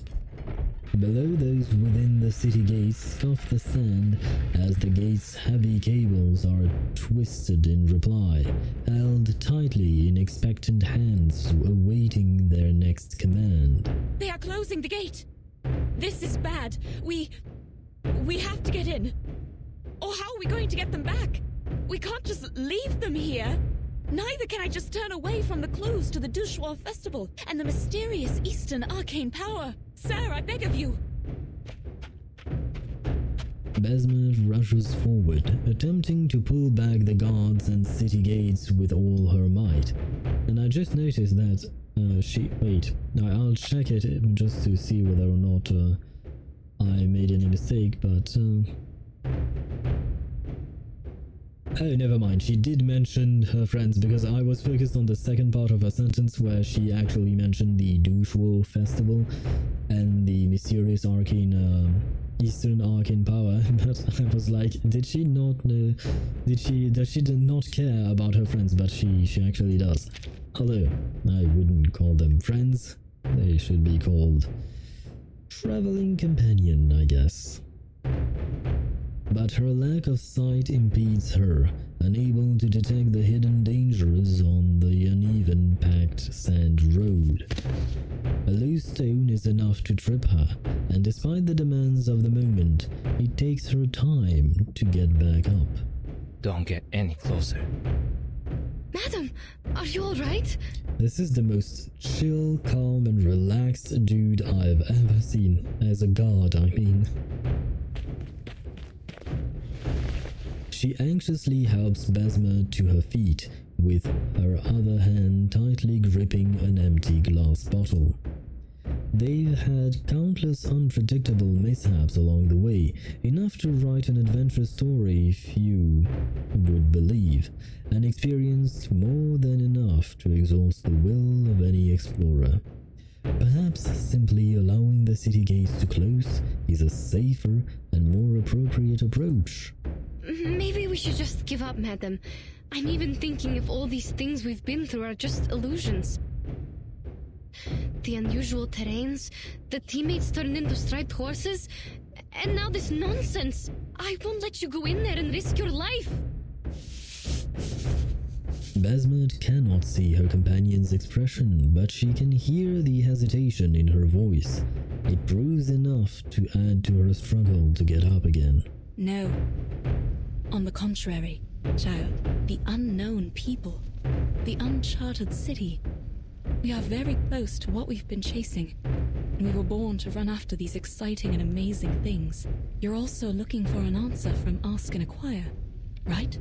Besides, we have no idea how Mr. Jurian and the others are doing. There is more to consider other than our own safety. Well said. Speaking of which, the city is much safer than the wild. You have my word. Who might As you for be? me, I am the Li Zhong of the biggest merchants hub in this city. You can address me by my title. Li Zhong, a low-ranking government official responsible for taxation and household registrations. I love the fact that they actually detailed this right then and there. Oh my god, that is really nice. Li Zhang? He sounds like a decent gentleman. Yeah, indeed. They are the intruders. Noted. The situation is under control. No need to close the gate. The ladies look like foreign merchants. Their business is within my purview. Besides, it's holiday time. They could be here for the celebration. Don't be so harsh on them. We are indeed here for a festival. Could this be our destination? Understood. The guard holds his hands in front of him and makes a gesture that Yenisei cannot understand before retreating to one side. A glimmer of expectation is reignited in the hearts of Yenisei and Besmet, as if their misfortune might have at last dissipated. If I am correct, you have lost your pass, right? Well, we didn't have one to begin with, but we will not mention that. We do have a pass, but it seems it doesn't work here. Oh, well, that's certainly another way of seeing things. Well, just an understandable mistake for people from afar. Indeed. However, either for business or the Dushuo festival, it is troublesome without a proper pass. And where might we find one of those? Dushuo festival? Is it taking place now? That's what I said. I thought that is why you are here in PEI City. PEI City? Yes. We were told of it, but we've never been to one. We are not sure. We all heard of the legend about it. So is the festival sung as a nursery rhyme in your tribe? Tribe? We are not tribal people. We come from the north. Northerners? Oh, I mistook you for the descendants of the Wusun from the westward. The Wusun? It is said that they have migrated outside the Jioloman mountain. No one has ever met them until now. Your clothes also have a unique style. I should apologize for my mistake. The Jioloman... Yeah, no, never mind. I will not try to pronounce those. What's more, this lady by your side has red hair, green eyes, and fair complexion. The features match the records in history books. Ah, yes, she pretty much resembles Sophia from that island in the previous main quest. History books? Mr. Li Jun, in your history books, do you have... Like I said, you may just call me Li Jun. The book says, Wusun, one of the tribes in the western regions, has the most unusual appearance. The present foreigners are their descendants with features of green eyes, red hair, and the looks of macaque monkeys. Monkeys? Maybe we can't believe every word in the book. No matter. There you go. Yeah. Calling people monkeys, I mean, well, that's probably not a good idea now, is it? Where were we just now? Was it... Dushuo Festival. We are here for the festival. Oh, right. Exactly.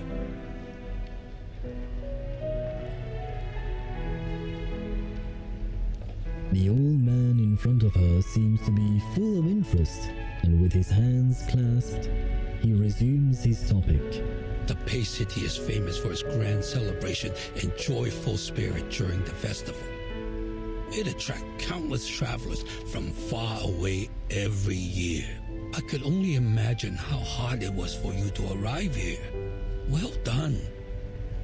However, forgive me for being offensive. It seems you have lost sight in both eyes. Yes. Would that be a problem? Well, I guess if you need to see something, that's definitely gonna be a problem. Under this city's caring policy, you have the privilege of traveling without a pass. Oh, because she cannot see? Is The that gate how guard is it new works? here. I sincerely apologize for his offense. So wait, yeah, is it because she cannot see that she got a pass to walk around the city without a pass? Okay, interesting. He bows slightly, implying a subtle apology, and leads the two towards the city proper. Come, follow me. It is not safe to stay outside of the city. There have been many missing persons cases recently. We intensified the patrol. in case someone is blocked out of their city and goes missing.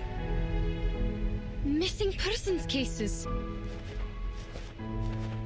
Between further topics of conversation, the two follow Li Zhang's guidance and at last pass through the city gates. To be continued.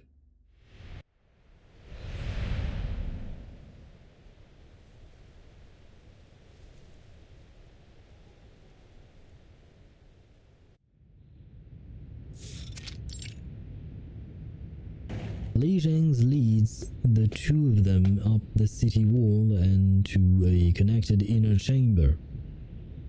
Yenisei cannot shake the notion that her next step will land on thin air until they at last enter the room and she can let go. From the city gate to the room, the scenery is completely different from outside the city. Though it is a short distance, she is very impressed. Have a seat. Thank you. Here, madam. I don't feel any chairs around me. How am I going to... It seems the people here sit on their heels. Here, cushion. Sit on your heels? How do you do that? Just make yourself comfortable. Like, I understand how you sit on your knees, for instance, but on your heels? Okay.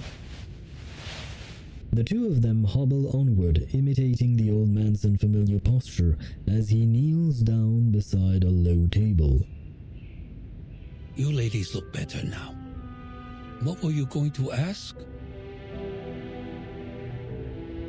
There are many fears and doubts in their hearts that beg expression. However, the first to break the silence is nothing more than an odd query. Your walls, won't they collapse? Why do you think that? Because they seem to be made of only earth and stone. I don't think these materials can stand the weathering, not to mention the wooden pavilion on the walls. You draw the conclusion only by its appearance. In fact, the stakes are deeply driven into the ground and stand firmly. No need to worry about the peeling bricks and clay. It's just a sign of the city's longevity. The city's longevity? So how old is this city? As I recall, hundreds of years. Its annuals take up most of the library. Each volume records a decade. Considering the large quantity, hundreds may not be the best quantifier. No. There are many historical sites in the city. You may take your mother for a site tour. Madame Besmirtz is not my mother. Okay, we've got confirmation now that Yenisei is not Madame Besmirtz's daughter. Although it's not like we suspected that in the first place. But still. I apologize. I forgot about her sight. What does her sight has to do with the fact that you mistook Yenisei for her daughter? What's the connection here? Between his words, Li Zhang instinctively casts an apologetic glance in Besmer's direction. Though she cannot see, she seems to feel something and turns her head towards his voice. That's all right. People often mistake me for having good eyesight because I walk around freely like others. The silver lining is, we have a caring policy in this regard. We're here to help whether you need assistance or not. You keep talking about my eyesight. May I ask why? Yeah, I'm curious as well. The government is obliged to provide help to people with severe impairments, including those who have lost their sights in both eyes. Isn't it the same with the Northerners? Oh, if my question is offensive. No, that's fine. More than fine, actually. He seems to be very considerate. That's a nice change from the teammates that Besmer and Yenisei had before. In the north, I have to do more to be treated like an ordinary person. I see. I've heard that people at the north idolize the strong and pay little attention to the weak. Little did I know the disabled enjoy no privilege. But now you're here with us in PEI City. Please rest at ease. Moreover, you speak fluent Hanese. I'm sure your stay here will go swimmingly. Hanese? You mean we're speaking the Hanese right now? Yenisei feels her hand being pressed lightly by Besmer's own. Are you not? It's interesting you ask. According to the records of the hub, most of the foreign merchants with fluent Hanese have lived a long time in the Central Plains. Central Plains, the name given to China by the ancient Chinese. Oh, interesting. Okay. So we are indeed in China, although that was not too hard to deduce given the names that have been thrown around While today. you're obviously not one of them, neither have you paid frequent visits here. Otherwise, you wouldn't have forgotten a proper pass.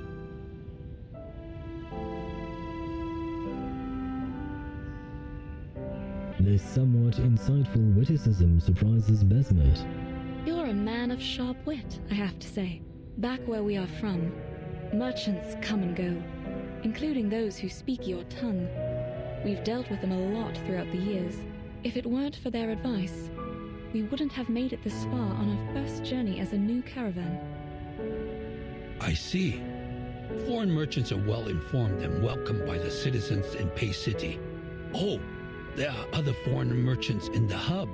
If you have no place to stay, the caravanserai there might be a good choice. As he speaks, Li Zheng takes out a sheet of paper from a large stack. Take this with you.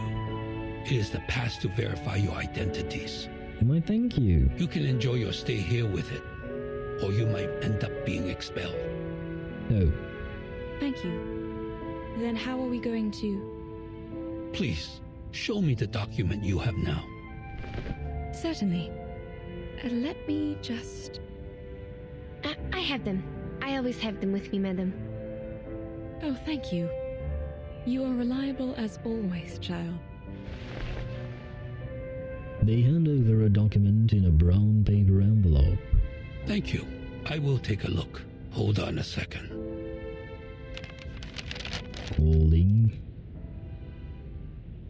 On this document, besides a drawn red seal that roughly illustrates its purpose, the remaining descriptive handwriting looks like scrawled symbols with the beginnings and ends of sentences connected hastily without leaving any gaps. The embarrassment between reader and writer grows like a bubble waiting to pop. That reaction. Looks like it's written in Turkish. Is it Turkish? What? No, it... Besmet makes a move before Yenisei finishes speaking. She pats the girl's back and gestures for her to allow her to explain. Despite her doubts, the girl habitually follows her lead. Yes, a variation of it. This is the written language in the north. That is apparently a blatant lie. Yenny, this is the written language in your hometown, also known as Yeniseic, isn't it? What kind of name is that? Yenisei is almost certain that her companion is winking at her despite her eyes being covered. Or perhaps it is just her own intuition prompting her.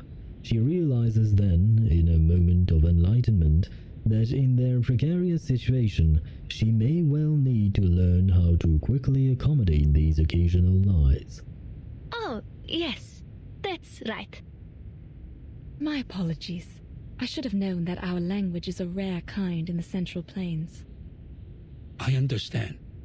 It's all right, but I'm afraid you have to write it down yourself, including where you came from. Please take this file as a reference. Thank you, I'll do it. Yeah, he's very considerate, he's very sweet. A sweet old man. That's nice. Sorry, but I don't think I can read it. Oh, my mistake. I should have realized the paperwork is much harder than oral communication. But the servant is not here today. All right, you can tell me and I'll write it down. Like this one. What did you come to the city for? For business. How many of you are there in the team? 7, including us. There were 7 of us. Were? Where are they now? This is also what we are trying to find out. On our way here, they were transformed into horses and taken away by a giant bird. Transform into horses? Then how come you didn't get transformed? We have no idea. Perhaps because Madame Besmertz and I are arcanists, while the others are humans. Perhaps that was something you were not supposed to say. What do you mean? Does the giant bird only attack humans? Okay. Then how does he identify them? Okay, good. He didn't have any kind of prejudice against arcanists. Not that I thought he might, because he seems like a very sweet old man and very understanding and all that. But still, we have seen discrimination against arcanists in the past in this game, so I was a bit concerned. My bad. My suspicions were all wrong. There's no huge difference between humans and arcanists, after all. Ah, well, there you go. He proves me wrong once again. What? No huge difference. This is an answer they had never considered before. Or rather, it was a premise that seemed so distant to their own views that it defied being considered. As if saying a diamond was no different from a clump of soil. Is that a problem? No, not at all. Let's go back to the difference between humans and arcanists later. My guess is there might be something wrong with the water. We found a river when crossing the steppe. Our teammates were too thirsty and drank the water in haste. Then we realized something was wrong. Yes, it came from the northwest. Not a big one, but quite clean. That might be the main river of PEI City, called Fairyland River. But it's been shrinking these past years. Also, there are no cases of people drinking it and turning into horses. What were the features of that giant bird? He looked like a dude, he could talk like a dude, and he could play the flute like a bird dude. I mean, well, that's complicated. He has black or brown wings, red tail feathers, and a man's face. Also, as I recall it, he has the voice of a young man. A giant bird with a man's face. A feather man. Did he play a musical instrument? Oh, so you actually know of him. He played a stick-like instrument. His music could lead the horses to where he went. Interesting that she calls it a stick-like instrument. Isn't it just a flute? I mean, I don't think we actually saw it, if I'm not mistaken, but it certainly sounded like some kind of flute.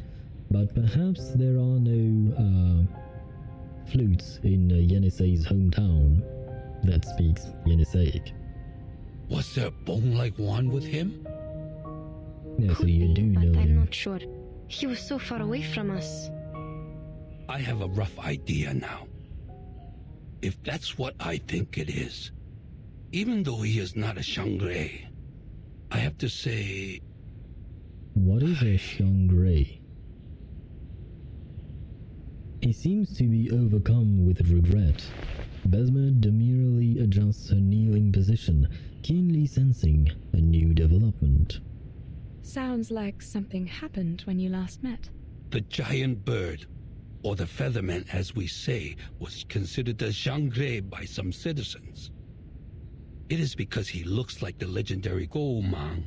What is this Xiangrei? Is it some kind of guardian? Not exactly. In most cases, Shangre is just Yao, but in a good way. They are benevolent, using their power to help people and bless the area.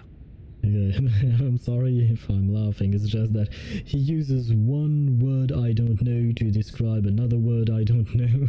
So I'm like, okay, that doesn't really help me, but sure, fine. Before your report, there was someone else witnessing a featherman with a bone wand.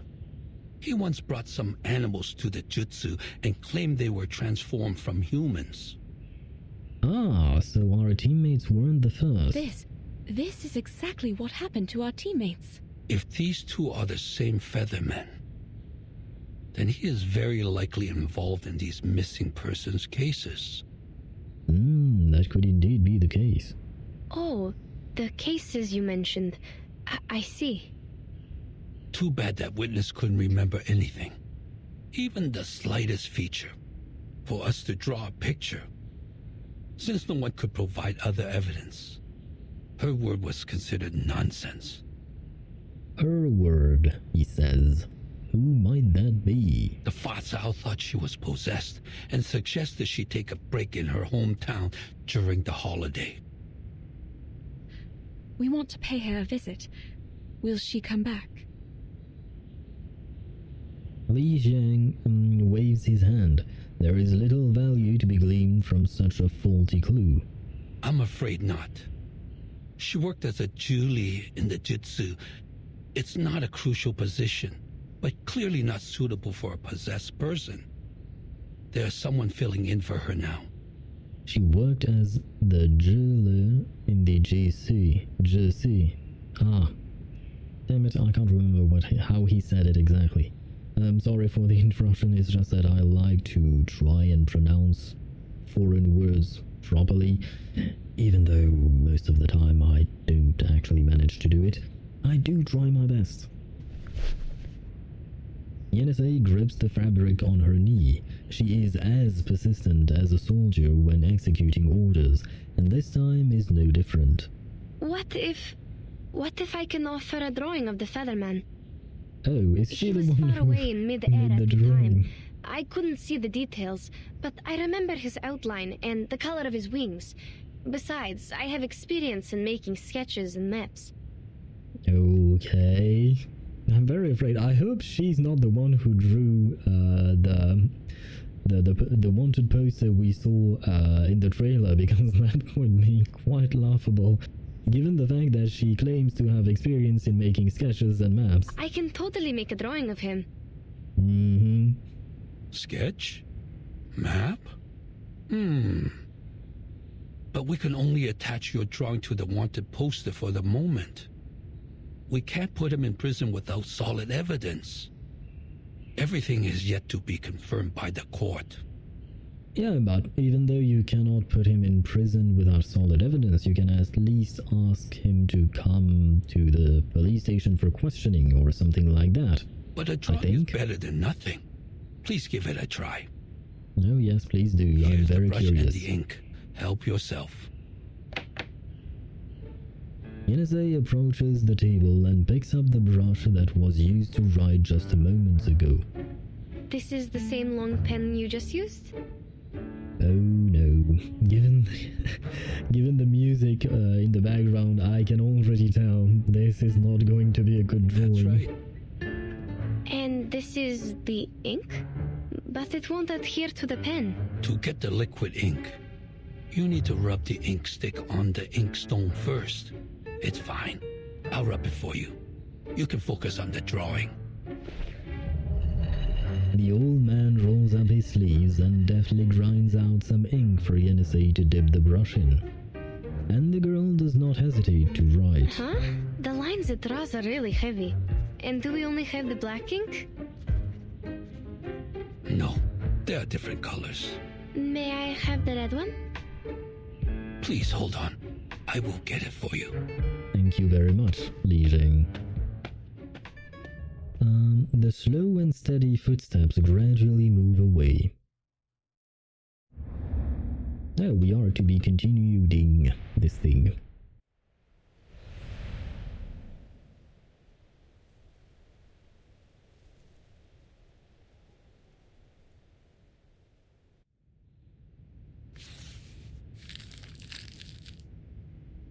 This is great. With your drawing, we can issue wanted posters to find the Featherman. No.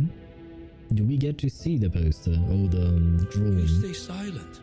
Any questions or concerns? You mentioned a former employee of the GC, or should I call her the Gilly? You said she had seen the Featherman and the animals he brought. Then maybe he will come again today. If he shows up with our horse teammates. That is to say, the Featherman she saw is the same person you met. That is the assumption, yes, I suppose. The old man follows his train of thoughts to its destination, frowns and ponders before taking the brush from its holder yet again. He neatly spreads out a new piece of paper, rubs an ink stick on the slab, and begins to write with a calm and swift hand. In this case, a visit to the Jitsu might be a good choice for you. Jitsu. Okay. I will write a letter for you. Please take it to the Jitsu and show it to Jiu Nangzi, the current Chu Li. If the Featherman has been there, you can take over the animals he brought to her. Yay, we finally get to meet Jiu Nangzi. I think he said it that way, Jiu Nangzi. Xi or Xi?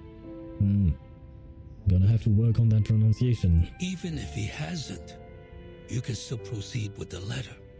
Since Jiu Nangzi is a very warm-hearted, she should be in the Jitsu right now. You can find her there. Yangxi.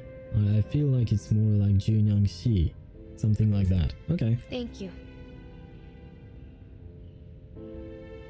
With this glimmer of hope, the turbulent emotions of these two strangers in a strange land find themselves anchored, temporarily at least.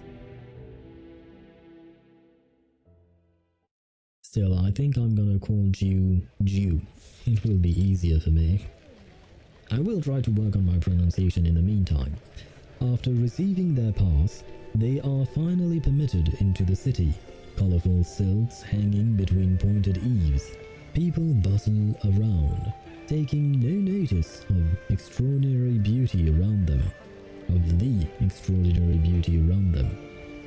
On both sides of the street, there is a silver and copper charcoal pot in front of every house, crackling subtly, but bringing spots of warmth to the cold day. We should go, Yenny. They walk in the direction indicated by Li Zhang, from the silent neighborhood to the dusty something. The peddlers and street performers lay a steady claim to their spaces, forming eddies in the stream of pedestrians that flows towards the center of the main boulevard. The more people flow toward that intersection, the more crowded it becomes, until it becomes a slow-moving throng, impeding anyone wishing to move through it. This is going to take forever if we have to follow the crowd. Madam, do you think we can take the gaps between the houses? Or find a shortcut? That'd be even better.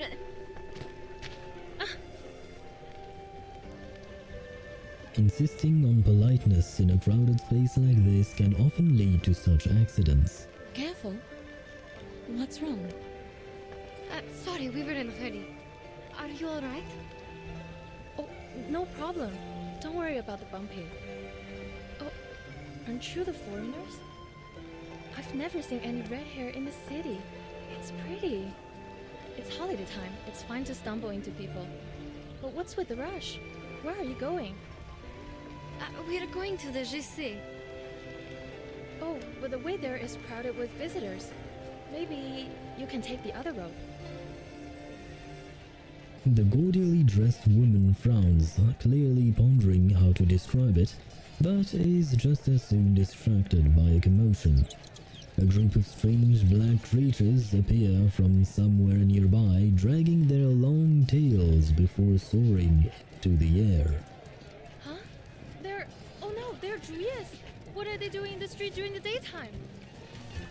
Juliet? What's that? Some kind of critter? Juliet the monster? Question mark. Squeak! Ooh, squeak! Yeah, I don't know how to impersonate this Juliet.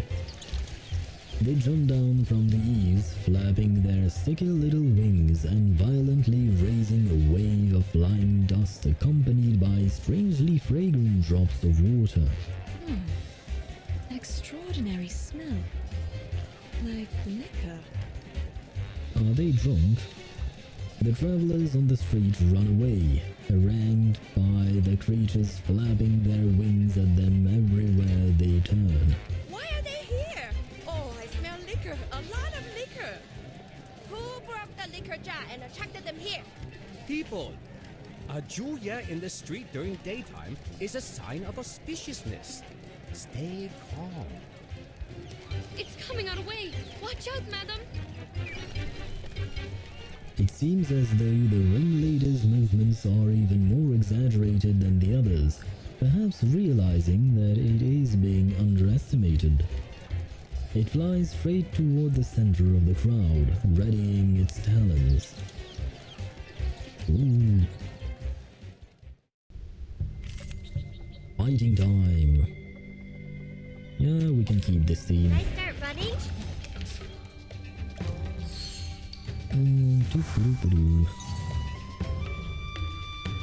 I guess we'll go with the same old strategy. Seems to be working fine. We made it The here. moment of silence. We walk in long nights. Enjoy. Learn from silence.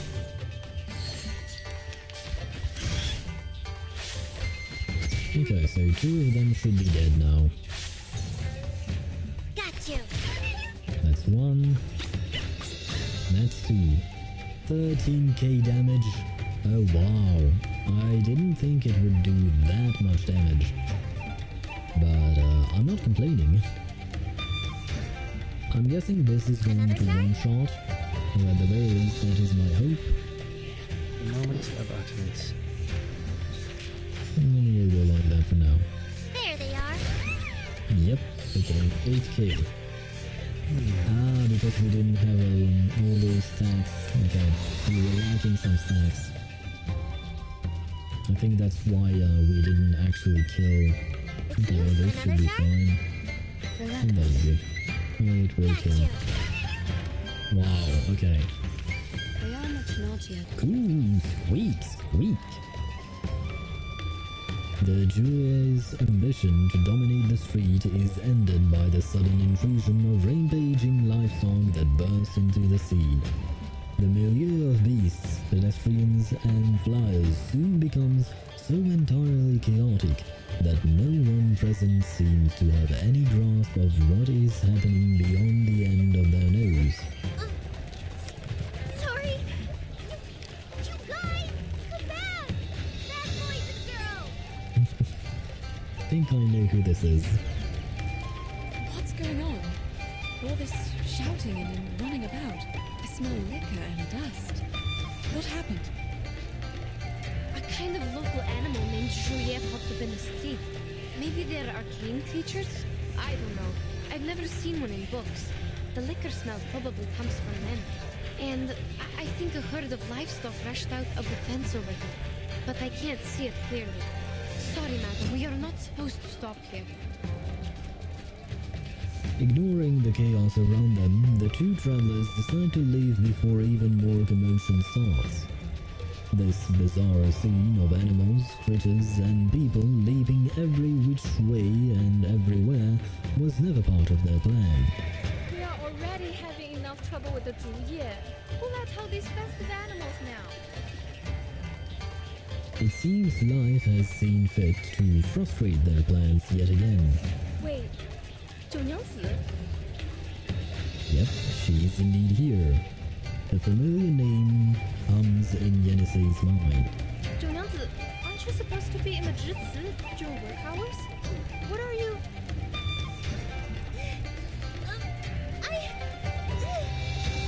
Oh, she's cute. She's so cute when she's blushing like this. No time for explaining. Although she's not really blushing, I'm guessing she's really straining herself, trying to do something. Anyway, they're escaping.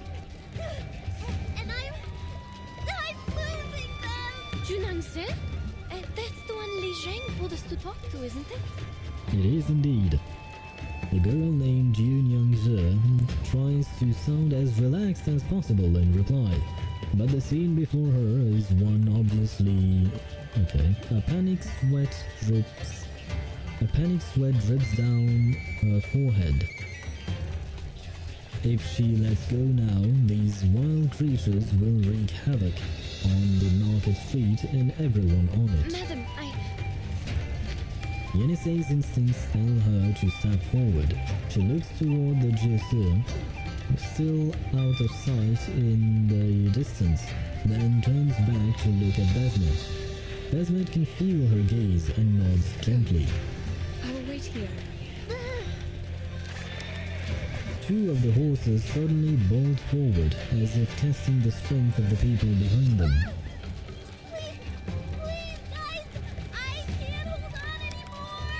Oh, poor her. The girl in the center of the crowd strains to keep her eyes fixed on the horde of animals more than outmatching her strength. Her obviously waning control does nothing to contain the chaos. All she can do is twist the hemp rope tightly in her hand, winding in one hoop after another, until it is so tight that rough-edged rope cuts into her hand. Let me help. Oh yeah, I'll help too. I wonder how these animals got out. Well, you should probably ask her. It is at this moment that, finally, heeding the call to come to their senses, the crowd begins to rush forward to assist. Thank you. Thanks, everyone. Please. Oh, harder. Hold on. You all get a drink on the house. That is a nice way to make sure everyone would participate. After a short while, with help from the other streetgoers, she manages to get the rampaging, if festively decorated, animals back under control. She deftly ties the quelled animals to the flagpole, then, breathing a well-earned sigh of relief, lets the rope finally slack down from her hands. Oh dear, thank you so much. I couldn't do this without you. Making so much trouble on the first day of work. Oh wow, this is actually your first day. She pants heavily, still recovering from her battle. A battle to defend her hometown.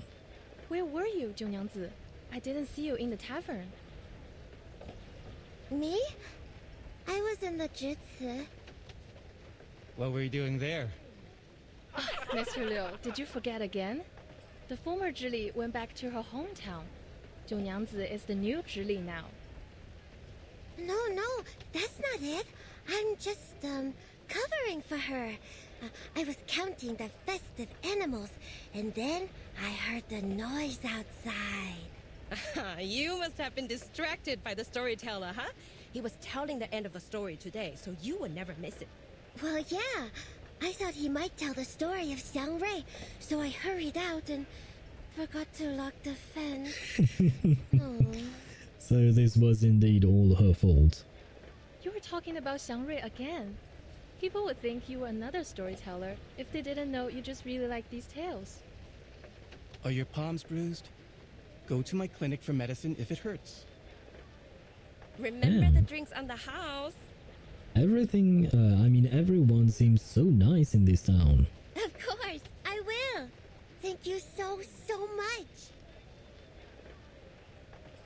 She speaks with warm familiarity to the other residents, but keeps an eye in the direction of the tea house, as though anxious to confirm whether the storyteller from before is still there.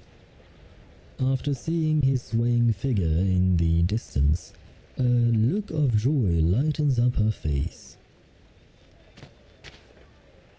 Yenisei quietly observes the scene and retreats, turning around to walk toward Besmet. The conversations among the locals flow into her ears, allowing her to confirm a crucial fact. Please follow me, madam. That lady must be the Julie that Li Zhang mentioned. Please mind your steps as we are walking in a mess now. We need to follow the crowd and see if we will have a chance to talk to her. Let's put aside the Julian for now. Huh? Little sooner than they reach the tea house do they notice the crowd rushing toward the stone platform, filling up every nearby space before they have a chance to find a seat. The crowd fills the tea house tightly. The surge of people pushes Besmet and Yensei right in front of the storyteller. And talk about Emperor Yao. He had seen strange beasts like this many times. He speaks with eloquence, as if possessing some strange magic that naturally attracts those who didn't go there to hear him. It was the 7th year of his reign. Yao granted an audience to an envoy offering a treasure from the Zhejiang kingdom. The envoy had a strange face and a bulgy chest. He claimed to have come from somewhere millions of miles away from the Yumen Pass. This bird is born with the talent for human languages and the phoenix's voice. Our people see it as a Shang-Rei, and I am here to offer it to you, Your Majesty. He seems to be speaking of Featherman. I guess I'll call him that as well. Then Yao and his people saw a real giant bird. It was as huge as a mountain and as dazzling as a phoenix. It had an azure body and... Was it really a my phoenix? No. The bird was called Miemong. It was said to be able to read one's bones, change their fate, and even remove misfortune. Miemong. I think that's how he pronounced it. I hope I'm not butchering it. Miemong. So we can stop calling it Featherman, we can call him Miemong. Yao was pleased with the gift and kept the bird in Dushua Mountain. Naturally, that very bird was the ancestor of all the Miemongs nowadays. Oh, Miemongs seems to be their species or something like that. Oh well. The envy in the eyes of the girl clad in green matches her attire completely. Have you seen a Miemong with your own eyes? Be patient and listen. Miemongs tend to inhabit silent and clean environments. So since the ancient times, the people have always cleaned their yards carefully from time to time, hoping the Shang-Reis will gather and stay beside them. It may not work immediately, but it makes things possible in the long term. Ah, so that's why we have the tradition of cleaning the yards on Shuoryu. Sure, eh? Well, I mean, he pronounced it so strangely. Well, not strangely, it's just strange to me. I'm trying to learn. Exactly.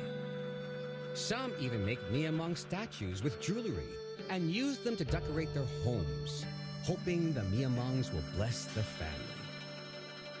Remember the chicken statues on your roof? Actually, they are not chickens, but Miemongs. So are those birds you see in the paper cutouts on the doors. After saying this, he lifts a piece of red paper carved in the shape of a peculiarly familiar bird. Look, everyone, this is the Miemong. The crowd expresses an underwhelmed disappointment. But this looks like a normal chicken. More like a capercaillie to me. And like the bird I just threw, isn't it? The way he is speaking is interesting, rhythmic, like singing. It would be great if there was some music to accompany him. Something is missing in his story without the music. If he could... Before Besmet can finish speaking, the red paper instantly ignites in the hands of the storyteller, and before touching his fingers, it becomes ashes and falls onto the stone platform. The little boy standing beside him stands on his tiptoes, quickly taking the initiative to sweep the ashes into the charcoal pot below. Among the 5 elements, Miamong belongs to the fire. That's why people set fire in spring to drive away misfortunes. Speaking of... Yenisei's attention is diverted. She witnesses the child's movements, but doesn't yet understand the meaning behind them, choosing to stare ahead until a crackling sound explodes behind her. What is this noise? It seems no one cares about the noise of the cracker. Only Junyangji, who had previously worked so hard to restore order to the bustling city, turns around with the 2 of them. As she turns around, she seems to remember something and shows a remorseful look. The cracker. Shoot! I almost forgot! What did she do again? Excuse me! Please let me go out! You won't listen to the rest? It's still early. Oh, are you going back to the tavern to make our drinks? Not drinks, but other stuff. Oh, and drinks on the house tomorrow! Everyone chuckles warmly, making way for Junyangji. Yenisei holds on to Besmet to prevent her from falling behind. This time, they follow her without incident. Despite the stranger's otherwise eye-catching hair, everyone's attention seems to focus intently on the storyteller telling the legend.